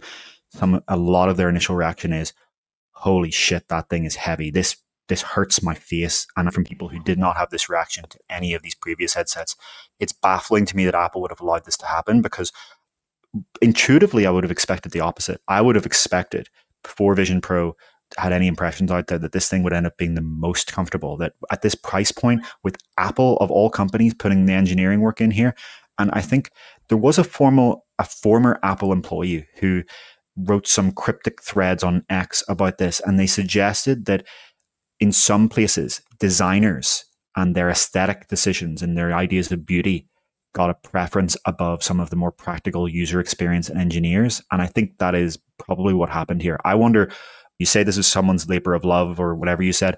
I wonder how much of that time was spent in a design program or on a drawing board, and how much of that time was spent with a 500-gram weight on their face while they developed this. Yeah, I do really wonder. I think a lot about dog fooding these technologies. You've got dog fooding, of course, being this term known across Silicon Valley now and much of the world, where you eat your own dog food. You have to feed. If you're not going to eat it yourself, why would your customers? Is the concept. You've got to test these products out on yourself. And with this device in particular, do you imagine Tim Cook going and doing all of his work all day in this headset? He made indications in various comments and interviews to suggest that's the case. Really, I don't know. And are all the designers, are they really going to all of their meetings in Vision Pros? Yeah. That's a lot of weight to argue that. Tim Cook says that he watched an entire season of Ted Lasso in this headset. What I don't believe would be the idea of him wearing just the Solo Knit Band. I imagine he probably used either the dual loop band or that top strap for the Solo Knit Band that we showed in the patent. Because, again, that's what you were shown at WWDC, right? You were shown a strap that they didn't ship. So there's this meme that I've seen going around, I can't believe I'm going to use this term on VR downloading, but it's the original raw dogging of the guy on Seinfeld sitting in the back of his plane seat next to Elaine. and just staring forward the entire flight. He's not going to read, he's not going to watch a movie, he's not going to listen to music. He's going to sit there and stare forward the entire flight. And Elaine lasts about 5 seconds next to him, watching him do this before she loses it.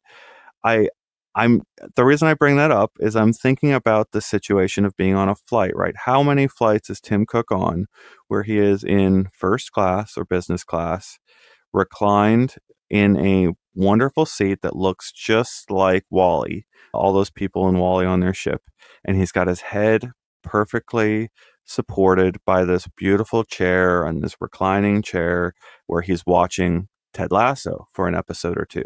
In that situation, this weight doesn't matter. This weight is supported by your neck, by the back, by this beautifully reclined situation. It's not the same situation as, like I described, working for 6 hours and having to have a whole lot of stress weighed on your shoulders in addition to just watching something. Like you're literally holding all this stress in your neck and your back as you're trying to reply to someone in this window and trying to get to somebody over in this window, and you've got somebody calling you over here. That isn't the same way of using an experience. And yeah, I don't know. This is great. We've talked about this. If you are using this for flights, if you're jet setting back and forth across the world, this is better than any other display you can get on that flight, right? This makes that flight better, but it's not the same as working in for 8 hours. And that's something you and I have both encountered, is trying to write multiple articles with this weighty device is horrendous. Yeah, it'll be very interesting to see just how different the next headset from Apple is in terms of comfort and weight and the design of the straps and things like that, which brings us on to our next topic very well. We have this report from this South Korean outlet, the Alec, and they are saying that Apple has sent a request for information, an RFI, to Samsung and LG about technical information necessary for product development in relation to the micro OLED displays. So we have talked many times in this show about the micro OLED displays in Apple Vision Pro. They're near 4K. They're 3.7K displays. They're from Sony. Multiple outlets, I think 6 or so now, have reported that Sony A, is not able to produce these things at a huge scale, and B, isn't willing to invest what's needed to ramp up their production. So what Apple has reportedly been doing for years now is talking to new companies in China, BOE, a massive display company. They've made many of the displays in Quest headsets, for example, and CST Technologies being the company that makes the micro OLED displays in Big Screen Beyond. But Apple now, according to this report, is talking to Samsung and LG, possibly because some past reports have indicated that those Chinese suppliers have not been able to meet Apple's stringent quality standards. So they may be looking to the experts here, Samsung and LG, to see what they can do. But the really interesting thing about this report is that it has some very specific technical details. It claims that this display is going to be 2 to 2.1 inches, somewhere around there, with a pixel density of 1700 pixels per inch. In comparison, the Sony displays in Vision Pro are 1.42 inch with a pixel density of over 3000 ppi, providing a resolution of 3660 by 3200. So these displays for this upcoming cheaper Vision headset that many outlets have reported is planned for next year, right? An Apple Vision Non-Pro. They look like they're going to be a lot less pixel dense and bigger. So the bigger part is actually harder to manufacture, but the less pixel dense part, we're talking about half the pixel density here, means that this could be a lot easier and cheaper to produce these things at scale. If you take that inch value, that size that this report claims, with that pixel density that this report claims, you would get to a resolution of somewhere around 2500 by 2500, assuming that these are square displays. If you slightly change the aspect ratio to be the same for Vision Pro, for example, it would be 2600 by 2300. The point is, the resolution would be actually somewhere similar to Big Screen Beyond. So notably higher than Quest 3, but also notably lower than Vision Pro. And this could be one of the major ways that Apple is looking to bring down the cost. The biggest issue with Vision Pro isn't even its comfort, it's cost. $3,500 is ridiculous for most people. Apple is reportedly aiming for somewhere around 1,500 to 2,000. So it may be the case that Apple is looking to do a notable resolution downgrade to reach this larger market, but you would still have that beautiful OLED contrast and it would still be higher resolution than Quest 3. So that was the Alex report, and we noticed that Darshan was talking about that report and mentioning that it didn't make a lot of sense. Like, he was talking about how the manufacturing process for some of these new displays is completely different. And it brings me to this place of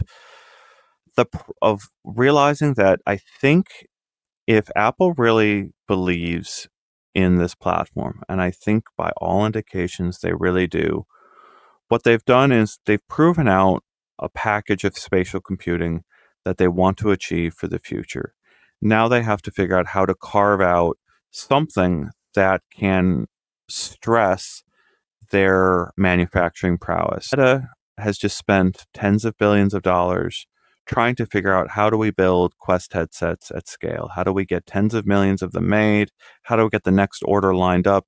How do we do it secretly without hotel workers finding headsets in hallways, without various staffers leaking plans ahead of time? How do we do this the same way Apple does without having dramatic things constantly upending our plans, right? Meta is still working at that. They're learning.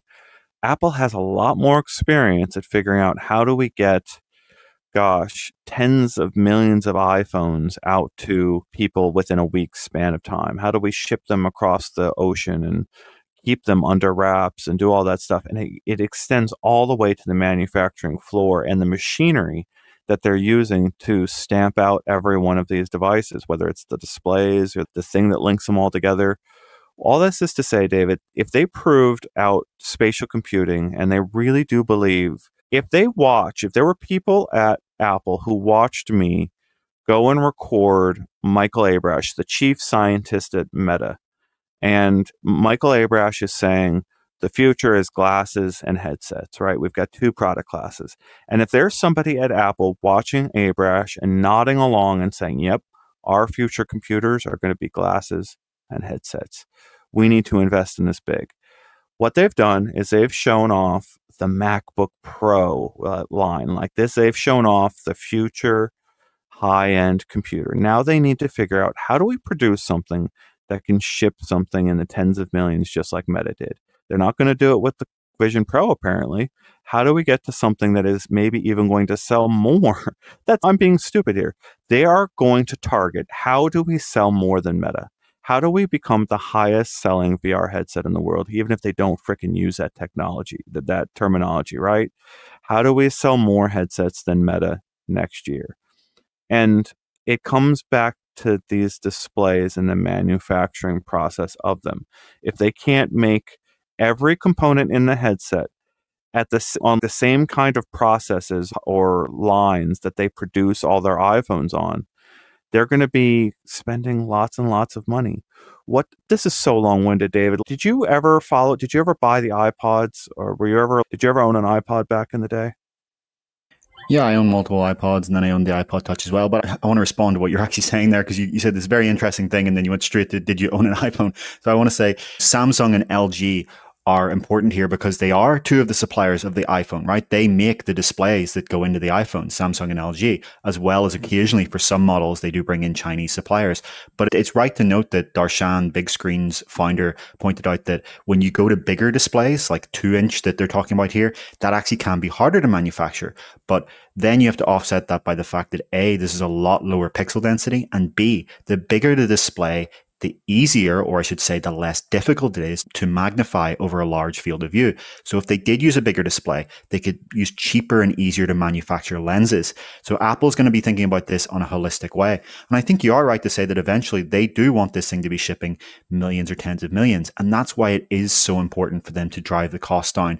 And I think they're going to be willing to sacrifice resolution there, because it's still going to look great, right? The resolution of a big screen beyond at 2.5K, which this reportedly will be, still looks great. It's just, it doesn't look like all the way to absolutely stunning of the near 4K. But it's also important to note that most of Vision Pro's apps are not rendering at 4K, right? They are still rendering at a resolution that is much lower, because at the end of the day, the M2 is a very powerful chipset, but it's not a PC. It's not rendering in real time at 4K often. When you have eye tracking factored in there and foveated rendering, sure, you do get up to that in some apps. But at the end of the day, I don't think it's going to be the biggest loss ever if they could ship a $1,500 Vision Air or Vision with 2.5K displays, if they can do it at that scale. Yeah, the reason I appreciated you. The reason I went to the iPod and brought those up is the way Apple differentiated the product lines over time, right? You had the original iPod, which was pitched with a certain number of songs in your pocket. I think it was 1,000 songs in your pocket, which equated to a certain number of gigabytes at a certain bit rate and all that. And then they moved down a couple years down the line. You got the Nano, you got the Micro, I think. What was the one that had no screen on it whatsoever? A Shuffle. The Shuffle, right. Yeah, the iPod Shuffle. Like, they figured out ways to differentiate and hit different price points to appeal to different users at different points. What I'm getting at there, David, and why I think it's so remarkable that the pixel density works out to be around the big screen beyond's like pixel density is it feels like big screen knew what it was doing when it picked that form factor. I have to give credit where it's due. I'm hearing Kyle, who was just recently hired over there by Big Screen, as ramping up a lot of their efforts to build out from a startup into a bigger company. They picked out a really good idea. Let's do something that is really comfortable to wear all day. What I would love to see, this feels like an admission from Apple that actually, Big Screen was probably right here on the weight situation and the resolution situation in order to try to achieve mass manufacturability. If you take Apple's manufacturing prowess with some of the decisions that Big Screen made to shed weight off of that device, you could have a super light VR headset that does things like fitness exceptionally well. You could have active play VR games exceptionally well at a lower price. And gosh, didn't Meta just prove that is a market of tens of millions? Yeah, I think the one thing I would push back on is I think that Apple always did intend to have multiple product lines, right? That is why you called it Vision Pro. They didn't call this Vision 1, it's Vision Pro. I think that the implication was there. And I think the problem is that there wouldn't have been a huge point in launching a mass market headset anyway if you don't have the platform there, right? Vision OS needed to start and be born and get these developers in. Some people have called Vision Pro a developer kit. Now, I wouldn't go that far, but I think they do have a point when they call it that, right? Because in many ways, there is this understanding that this is the first generation, the early access, the one for enthusiasts. And then when you set that expectation at that price and with this name of Pro, that gives you a space to then in future, once you do get the Vision OS 2 and 3 and maybe even 4 by the time this thing comes out, probably just 3, but you get this point where the platform is ready for people, the product line is ready for people. Apple has the learnings as well. I'm sure there are many things about Vision Pro that Apple is putting into Vision Non-Pro, right? Maybe with the straps, for example, this whole thing of shipping a secondary strap at the very last minute and changing the straps in store. I'm sure that the strap for Vision Air or whatever it's called will be completely dependent on how this is actually working in the real world. And so this is just the beta test, right? This is getting ready. And I do think that Apple's real moment of truly entering in this market will be whatever this next headset ends up being. On that point, I would like to, what does a solo knit strap on a Big Screen Beyond feel like? Is that actually the match made in heaven, right? When it can really cup the back of your head and you don't really need that top strap to default. Is that actually the fitness headset? Is that what is going to get me through? It's still a tethered PC headset, right? So you're still, good luck doing fitness with a tethered headset, although I know some people choose to do that. But it's an interesting point, right? That Big Screen does have this very flimsy strap, which I guess you can get away with that weight, but it would be interesting to see what does a better strap feel like on Big Screen. I guess one of the answers is their audio strap, right? They're working on that audio strap, and I think they're shipping it really soon, where you do get this like cupping padding on the back of your head, and then you also get these headphones built in. And to me, that's the completion of Big Screen Beyond as a product. It doesn't feel quite complete with this little flimsy strap, but to your direct point, some people have already 3D printed an adapter to use the solo knit strap from Apple on a Quest 3 and they say that it's supremely comfortable, right? Because Quest 3 is about 100 grams lighter than Vision Pro. So you actually, too, even at that point, get to this point where that feels comfortable. So I'm really fascinated to see, can they actually get the headset to be light enough for the Vision Air or whatever they call it to not need a top strap? But again, it's even on the headsets that are much lighter, that necessity of a top strap is always going to be there. And I still will say it again, I hope that they go with the hybrid option of give me the solo knit strap, but let me attach a little top strap to it at any time. Yeah, we will be watching this space. I just wanted to make sure we really noted, credit where it was due, that it appears Big Screen Beyond is making some really smart decisions that are being copied or at least informing their own decisions. And we will keep watching Big Screen's evolution over the next little period, because I don't think they're done yet. Sure. We do have to then bring in the devil's advocate that this isn't the same engineering challenge, right? One is a computer on your head, Apple Vision Pro, and one is a monitor. It doesn't even have tracking, right? Yes. And so what is the first piece? What is the most important weight that Big Screen, so like I said, Kyle and Darshan are both out there on Twitter or X.com right now, really trumpeting what they're doing. And you're absolutely right that it's an exclusively VR experience with only the little Steam VR tracking systems on there. And they say every gram matters. They are militant about removing grams from the headsets from your face. What do they put back in there? What's the first thing if they want to go build a bigger platform like Apple has built? Probably inside-out tracking, right? I would imagine that Big Screen Beyond 2 or whatever they end up calling it will be very similar, but with better lenses. We talked about the fact that the lens sweet spot isn't great. There's a lot of internal reflections. Better lenses and inside-out tracking. The ability to just put this thing on, not have to have those Steam VR base stations and jump into VR, because that immediately not only makes it simpler, makes it more portable, but it also cuts the price, right? Because you don't need these $300 of base stations. But to come back to the point of the general philosophy there, it's great that someone's doing it. And if you're a PC VR enthusiast who doesn't need to share your headset and wants to sit down a lot of the time and play like a flight simulator or racing sim, Big Screen Beyond is going to be one of those things that just feels incredible to actually be comfortable. But it's like there are supercars out there that cut every gram, and they do it by taking things out like air conditioning and the stereo system, right? You don't even have the ability to put on music or turn on the radio or cool yourself down. It's literally a bare cockpit. And that's great for a certain kind of person, but most people want the air conditioning and the radio, right? And that's the same thing here. There's a lot of people that just want a headset they can put on their head and go. They don't want the gaming PC. They don't want the giant tether. They don't want the tracking stations. Even with PlayStation VR 2, I think, not to jump onto a million different topics here, I think Mark Zuckerberg was right when he was asked about PlayStation VR 2. And he said, I just don't think consumers want the tether.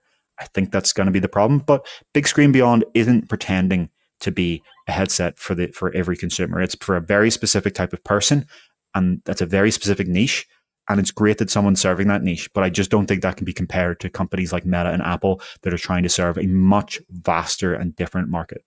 A much vaster and different audience. I appreciate that, David. At the same time, I just need the people who spend thousands of hours in VR chat are spending thousands of dollars on their headsets and their experiences. And while we know that not everyone is going to spend thousands of hours in VR chat, they're going to be doing other things with their time in headsets. I think there's going to be a lot of FaceTime calls, a lot of holographic type face-to-face meetings on these headsets that VR chat hasn't even come close to touching on as a platform. They built a headset for those mega users. And what I like, when you describe it that way, it feels unfair to Big Screen pointing itself in the same place, in the old Wayne Gretzky, I think it's Wayne Gretzky's skate to where the puck is going to be. That's what they're doing. Both Meta and Apple and Big Screen, they're all trying to point to what is the device that's going to be worn for thousands of hours, take people wherever they want, and how do we build to that, right? And I hate not giving credit where it's due, that Big Screen got so many things right in their first VR headset. They just don't have them, like it's not the same thing necessarily as Stan and Lynx, where they didn't actually ship. Like they're still shipping and they're still building towards the future in a very big way. Yeah, I think we're agreeing in many ways. I'm giving credit to Big Screen where it's due. I'm just saying you can't have your cake and eat it too. Either you are this niche product for a very specific type of power user, or you're a general mass market competitor to MetaQuest and Apple Vision. You can't be both, right? Which one are you? Even on the Steam hardware survey of PC gamers, right? We're not even talking about standalone gamers here. Anyone who uses a Quest on here is someone who's using their Quest with a gaming PC. There's Big Screen Beyond. Now, this is a few months outdated, this data, but it hasn't much changed, right? The Big Screen Beyond is in the same ranking pretty much. It may be like plus or minus 1 or 2, but it's down here. Look at this difference between these headsets. Even in the PC gaming audience, this thing is a niche within a niche. And I'm sure that that they'll build that out. I'm sure that is their plan. They're a very brilliant team. They have investors. They have probably huge product plans, but it's just not fair to say that someone who made their car lighter by ripping out the stereo and the air conditioning and the back seats and the cup holders is making a brilliantly unique decision. They made a specific product. They made the lightest thing they could make, but it's not the same as the competitors. Is the 8K was that still a wide field of view, or was that when they abandoned the wide field of view? Okay, so this is Pimax's really high field of view, trying to pack as many pixels, so with a really wide field of view. And Big Screen is independent little company, and you could argue Pimax is the same thing, but they've got a software platform backing them that was completely separate to their hardware offering. They're already at 0.27%. They've clawed their way up through this wasteland of stuff to here. This is 2 months outdated and they're in the same place, right? I can, in the background while you speak, I can try and bring up their current figure, but I'm pretty sure it's pretty much identical. That's fine. You've got Valve Index from 2019 here at 15 or 16%, a huge portion of the market from a $1,000 headset. You see this weird smattering. This thing is the same price. Roughly. No, it's $1,000 full kit. It's a $500 headset. It's half the price, right? And that's a huge point. Like the Big Screen Beyond is $1,000 if you already own Valve Index controllers and base stations. If you don't, it's $1,700. And that's part of their decision making, right? To get it this small, they have to use micro OLED displays. To get micro OLED displays, you have to pay a large price. It's all of this comes together. I need to ask, we should reach out to Big Screen and see I want to know what their pathway is to add inside-out tracking and what their path is for controllers for that inside-out tracking, right? We need to understand what that path is, because you are describing all the extra cost, right? If they go with inside-out tracking, go? The problem is, as soon as you start adding these things, you're not going to be 127 grams, right? As you add these more and more things, you're going to start converging, right? Obviously, standalone is the thing that they don't have. So without standalone, they don't have to go anywhere near the same weight. But as soon as you start adding the same stuff as these PC headsets, you're going to find out, oh, wait a minute. The reason that we're so much lighter is that we cut all of these different features. Is this the only headset? Is Big Screen Beyond the only headset on this list that has not built-in audio? Like, do these all have built-in speakers? I don't think the HTC Vive doesn't. It didn't have built-in speakers. Many of the Windows mixed reality headsets don't have built-in speakers. So and those are all very old devices, right? So these things achieve as a platform. That's not even fair to call that a single headset. It's just, this is the first headset on this list in a very long time, and maybe the only to have made the sacrifices it did to achieve its weight thing. I just want to give credit where it's due, that I think future headsets are going to look a lot more like Big Screen Beyond than these bulky monstrosities that we see in these first few generations. And I'm going to be curious to see what they do with their next kit. I think there'll be a midpoint, right? I think there'll be something that, like that Chinese headset we talked about last week, that claims that its front visor part is like 280 grams or something like that, compared to Big Screen being like 127 for its front visor. You're going to see headsets that are still standalone, that have inside-out tracking, but they start to shave down the price. I think these are going to go towards each other, right? Big screen's going to go up a little bit in weight and add a little bit of inside-out tracking and things like that, while these headsets are going to focus on going down in weight. We have that. We're still talking about Apple Vision Air or whatever it ends up being called. Multiple reports now have said that thing is going to be a third lighter. So it's going to be down in the 400-gram kind of territory. It's going to be one of those things where they're aiming towards each other. So this number that's down at the bottom here, 1.92, it's just under 2% of users on Steam have VR headsets. What we followed for years, David, is what is going to be the thing that actually takes that percentage up? Is it going to be a Quest 3S that's only $300 that suddenly millions of people are attaching to their PCs to have Half-Life Alyx in addition to that? Or is it going to be Big Screen Beyond 2 and things like that, or Big Screen Beyond with additional headsets, or just other things in between? What we've described is weight and cost are keeping this number down, right? I don't know. I think honestly, most of what's keeping that number down is content. It's the fact that there's only one company that would be incentivized to bring content to it, and it's Valve. And that Valve has spent years. It released one game in 2020. You keep talking about Half-Life Alyx. It's 4 years old now, right? Its headset index is 5 years old. And what have they done since? Meta has funded how many AAA games? Even Sony has funded how many AAA games? What has Valve funded? Nothing. Absolutely nothing. What would it take to revive PC VR and get the growth really moving again? It would take Valve making or funding a game or releasing a headset with content alongside it, because that content would get people to buy PCs and go and buy a PC VR headset. Without that, the problem is that every cool new game that comes out, some of them come to PC VR, but so many of them are either MetaQuest exclusives. Last year it was PlayStation VR exclusives. What's the last big PC VR exclusive? I'm going to have to push back on the launch of their Source platform, right? Like all of the added maps, all the community built content that is built on top of Alyx, that's not nothing. It didn't get released by Valve. It came from the community. It's all free content, so it's not making money for anybody except Valve, to your point, right? Selling back the Vision or for Half-Life Alyx. But it's still a very significant area, right? There's still a lot of people doing cool things with those tools that Valve supports. It's cool, but it's not selling any more headsets than Half-Life Alyx did in the first place. That's the thing. It's cool, but it's not headset selling. Or it's not PC selling for people that already have the headset.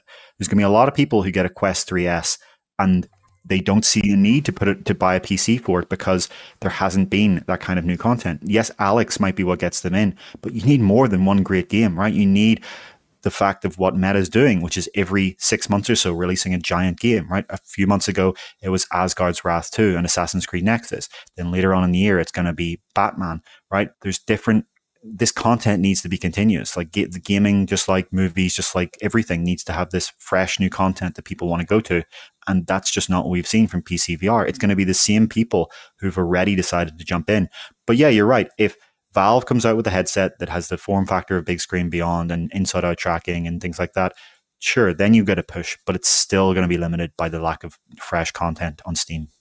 We should move on to our last subject here for the Apple Vision Pro section. And I think I tried to give you skepticism as much as I could on that last report, because figuring out what Apple's product lines are going to be before they actually announce them is very much throwing darts at a dartboard.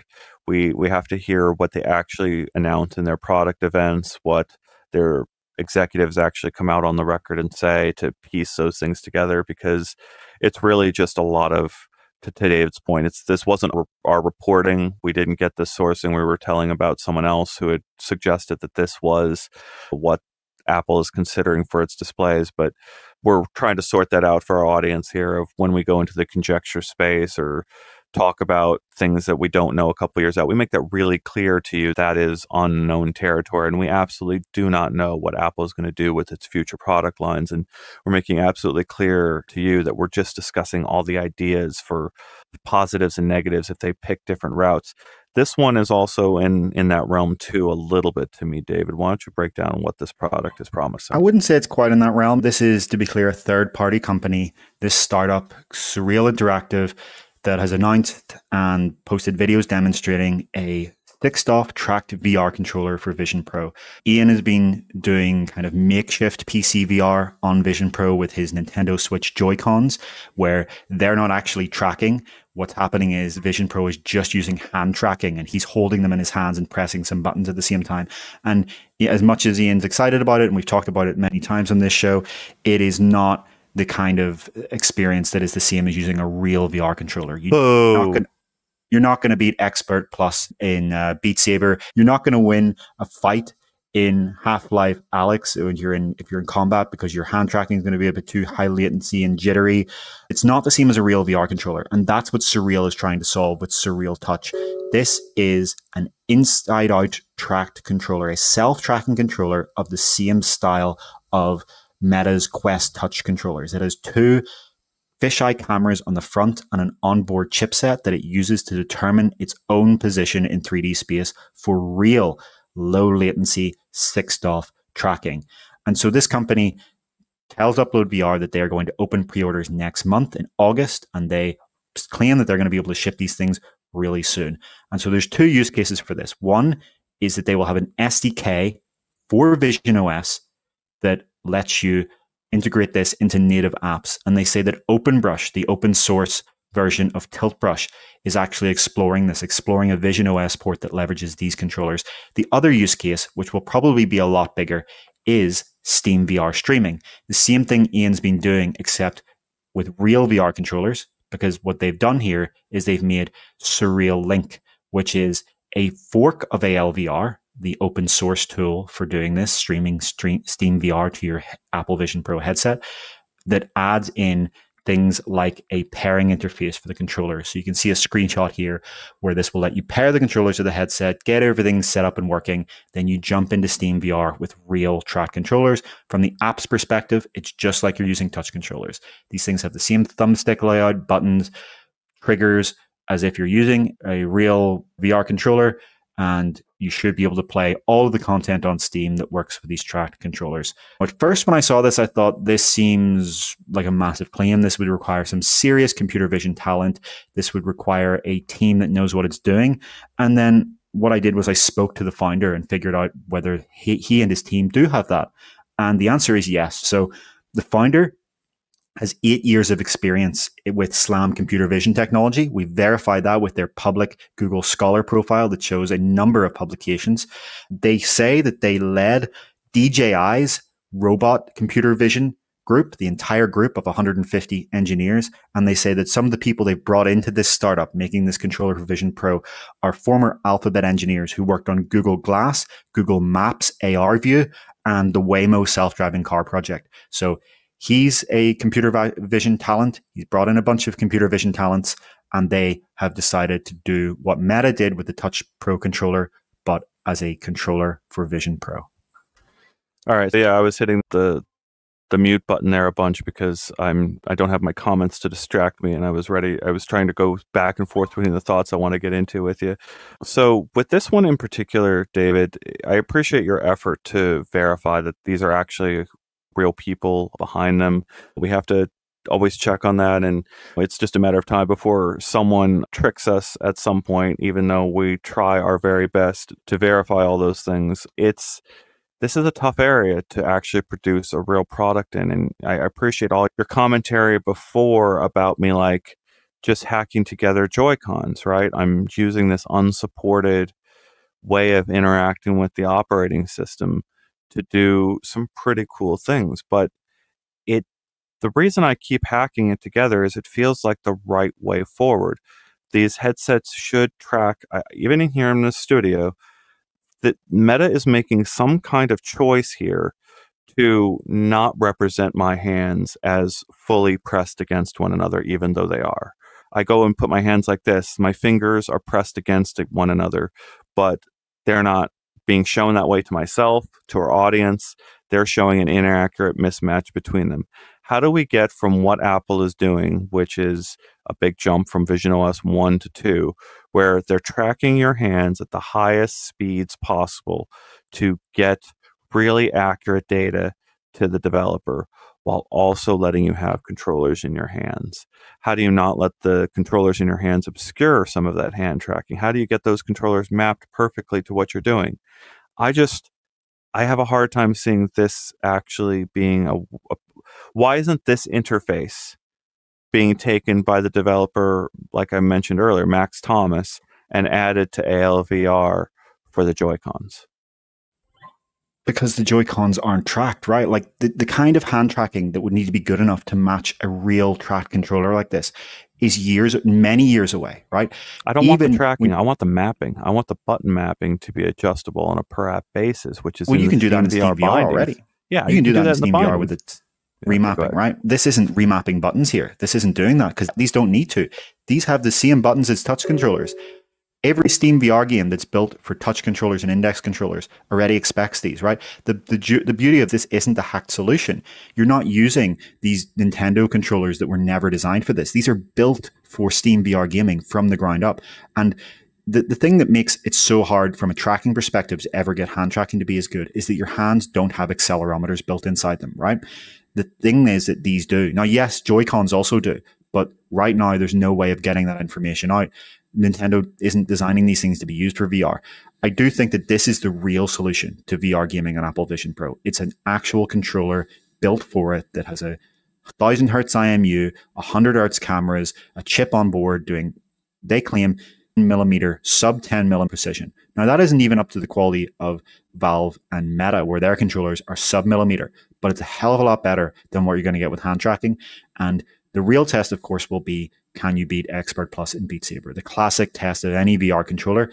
And we've arranged to, when it's possible, we don't have a specific timeline, we will be getting a review unit of these things. And that's exactly what I'll be testing. I'll test, does this feel like an actual Quest controller, or does this feel like hand tracking? Because there is just this vast difference. And also, the thing we don't know, I should mention, is price. They have not revealed the price. They say they will next month when they open pre-orders.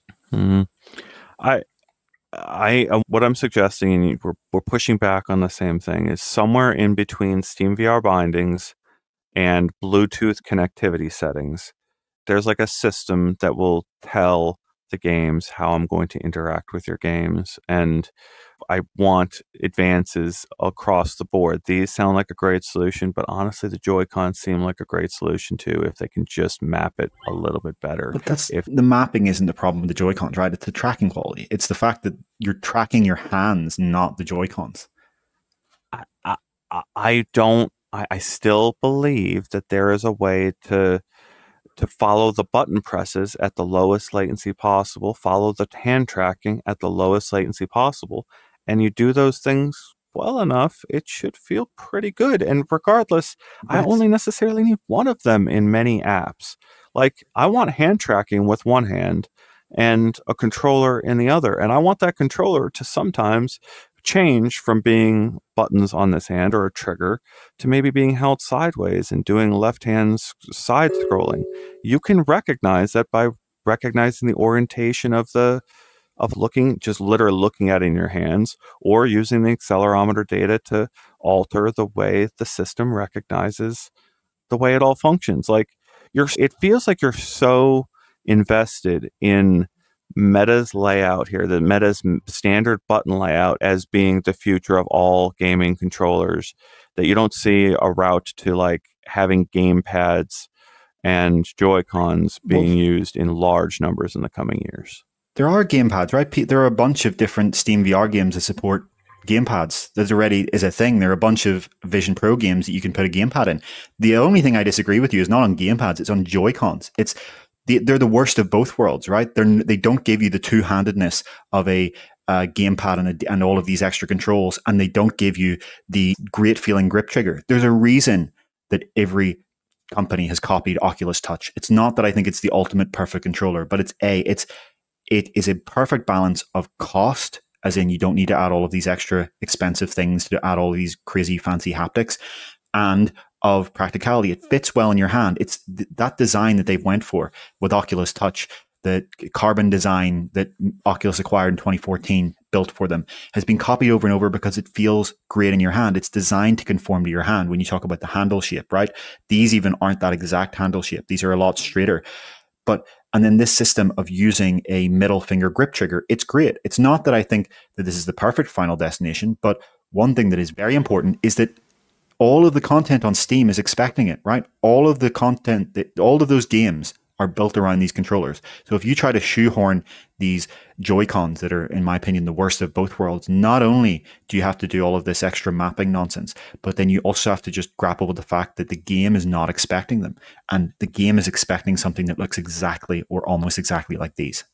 So you're right, but what you've just described is the only reason that doesn't work right now is that the Joy-Cons, when you attach the strap to them, that gives you a wrist strap, they have little plastic buttons that attach over the little side buttons on the things. And it makes two of those buttons to try to have some compatibility layer.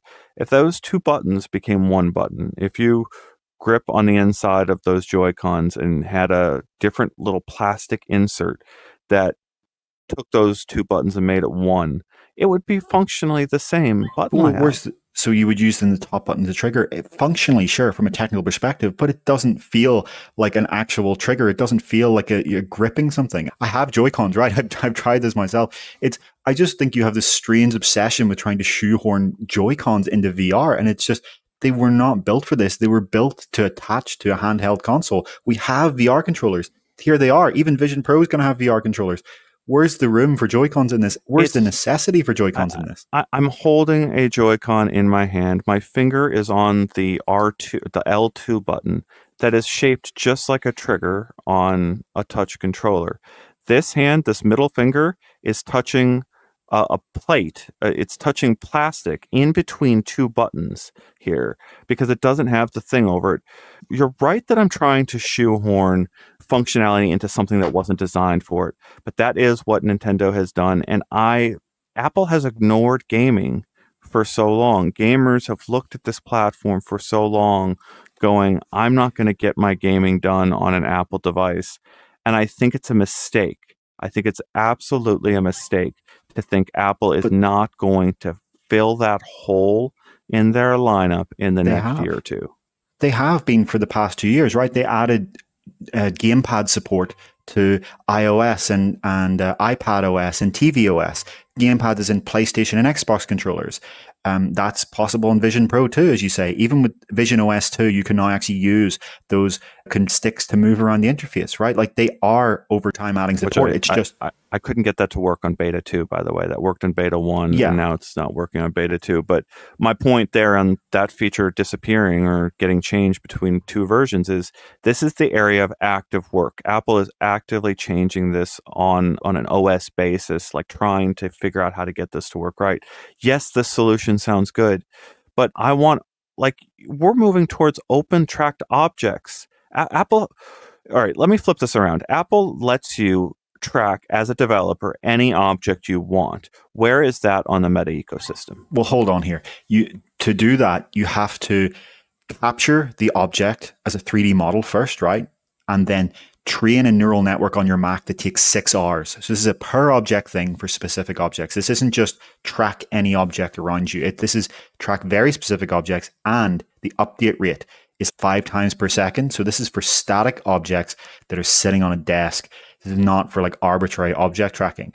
These things, when it comes to controllers, the reason that a touch controller is tracked is because the headset knows the configuration of infrared LEDs on it, right? Same way with the MX Ink stylus that's coming up. They know the exact pattern, and there's an accelerometer sending back how much it's moving in which direction and what angle it's at. And the headset uses all of those things to decide where it's done because these objects are designed to be tracked objects.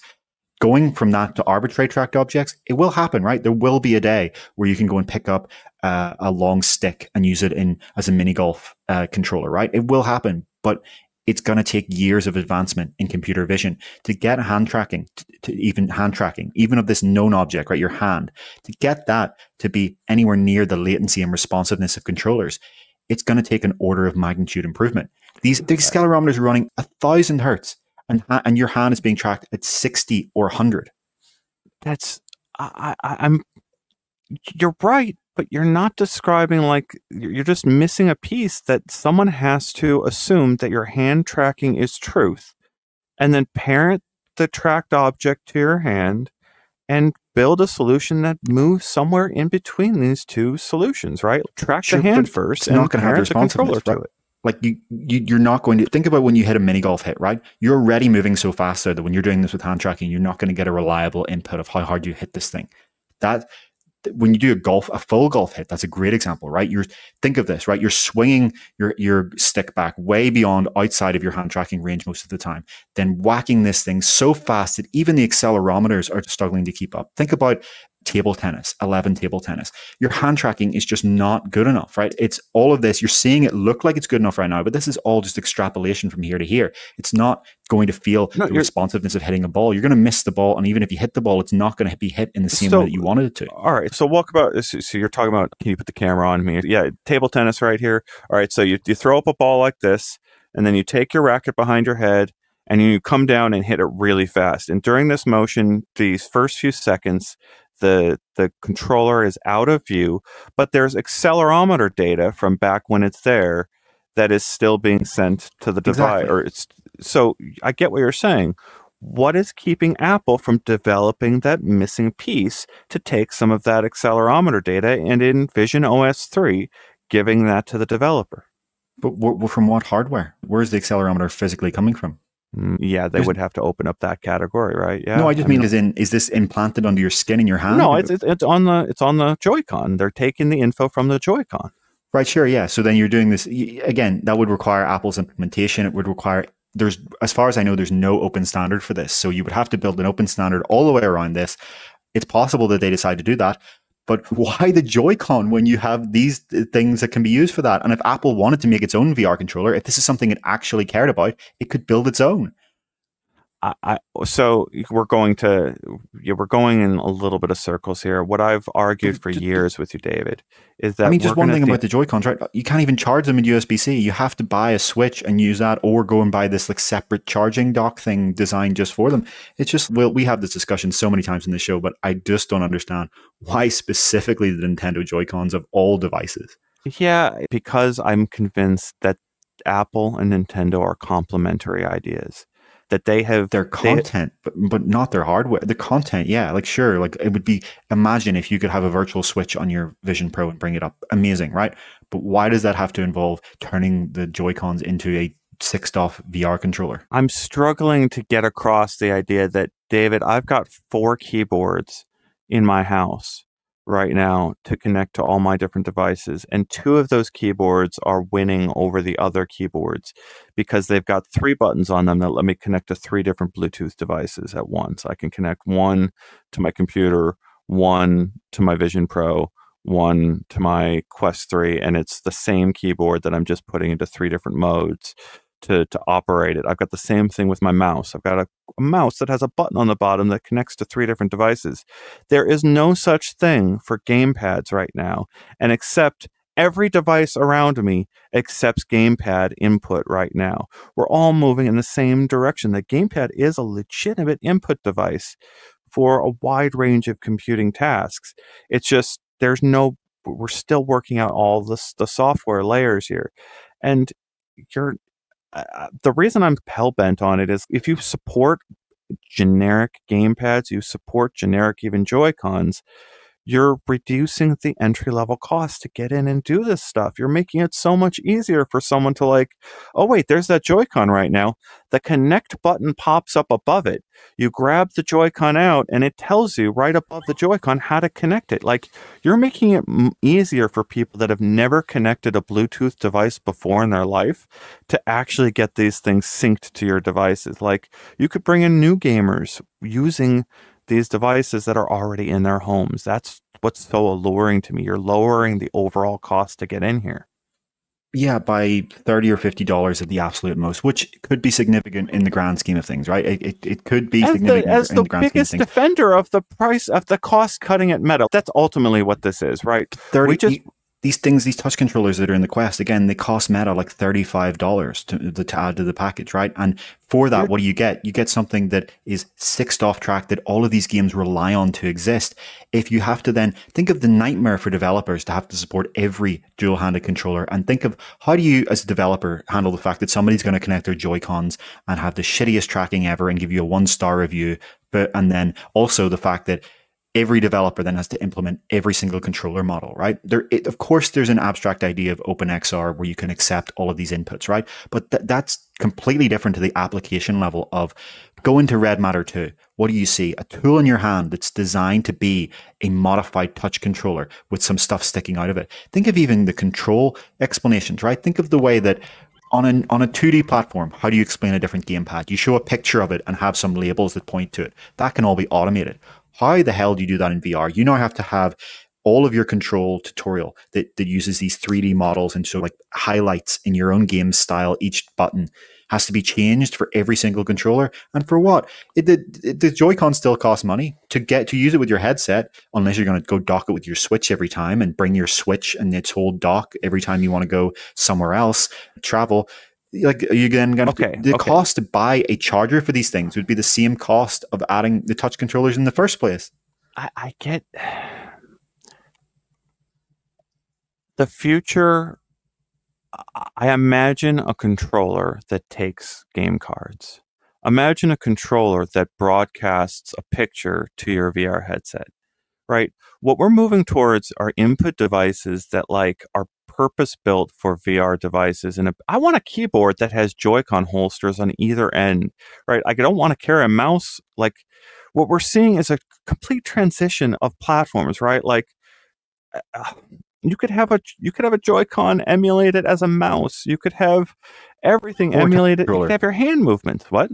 Or just a touch controller, right? And the thing you're talking about traveling with a keyboard with Joy-Cons attached, but you have to bring the headset, right? And there is no conceivable travel case for a Quest 3 or Vision Pro that I could imagine that would not also have space for 2 touch controllers. So that just is a non-issue to me. If you have to carry a headset, stick the touch controllers in the box, right? You can literally put the touch controllers in the space between the back of the strap and the headset. There's always going to be space for them. Yeah. Especially with the move from Quest 2 to Quest 3, right? You even get rid of these giant rings. These things are so small now. Mark Zuckerberg himself has described the touch controllers as the biggest competitive differentiator for the Quest ecosystem. There is full recognition that Meta recognizes exactly what you're describing here as its competitive advantage. What is the biggest way Apple could push back at that? You've run through them all on this show. An open standard that Apple supports in competition to Meta's more closed ecosystem at this point for these controllers.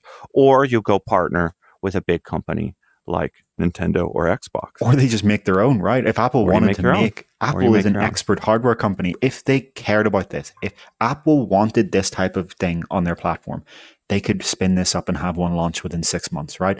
I'm sure they would have some fancy ass Apple chip that has a custom low latency protocol and some special fancy haptics and all of this. And they would be able to do all of their normal engineering magic.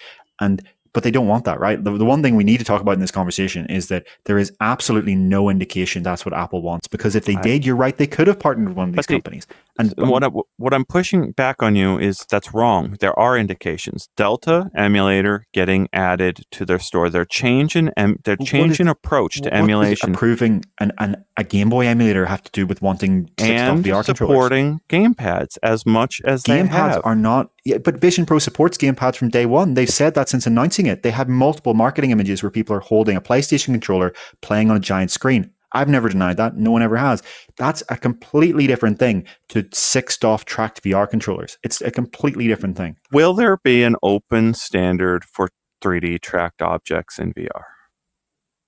Eventually, I'm sure there will, right? And open standard might not even be the right thing here. It might be about, is there an open source tracking system? That's what could really change the game, right? If any company could just load up a piece of software that gives you head tracking, hand tracking, and arbitrary object tracking, I'm sure it will happen eventually. even if it's not open source, I'm sure there'll be a company that licenses it, right? In the same way that Leap Motion licenses out hand tracking. There will be a company that does it. It's just, will Apple adopt it? That's a big different question. And right now, every indication, I'm going to have to say the quote again, clumsy hardware controllers. That's what Apple called these things at the Vision Pro's launch. They didn't have to put that in the speech. They didn't have to say that. No one forced them to say that. They said it because they meant it, because that was part of their product philosophy. Because they looked at these things in all of the other headsets and said, I don't want this. This is not what we want. Maybe that changes in 3 years' time. Maybe it changes in 5 years' time. Maybe I'm completely wrong and it changes in 6 months' time. I doubt it, but maybe it happens. But right now, at this moment, there is zero indication that Apple wants tracked, fixed off VR controllers in their platform. Yeah, I totally get it. And I'm going to defend my Joy-Cons and I'm going to protect them and I'm going to defend them and tell them that they are good little controllers despite what David Heaney has to say about them. Thank you so much for our time today. This has been a fun episode. I lost complete track of time. We're going to go outside and see how long David and I can actually listen to each other speak right after this to see how long this episode arrived at. Thank you so much for your time and everyone for watching this. We'll be back on Tuesdays with VR Gamescast and Thursdays with VR Download. We'll see you in the future. Thanks so much, everyone. Again, apologies we couldn't do this live, but we still have done it this way so we can keep our schedule. It will be 9 a.m. PT on Thursdays. We're going to keep that schedule. Sometimes it'll be pre-recorded, but we're going to keep that schedule. And we do miss you. It's been such a strange episode without your live comments. I'm sorry. I'm sorry I said I hate you, David. I don't hate you. I just make me mad sometimes. Don't worry. Don't worry about that. We will see you in the future. Yeah. Imagine the recording was corrupted. I'm just kidding. It's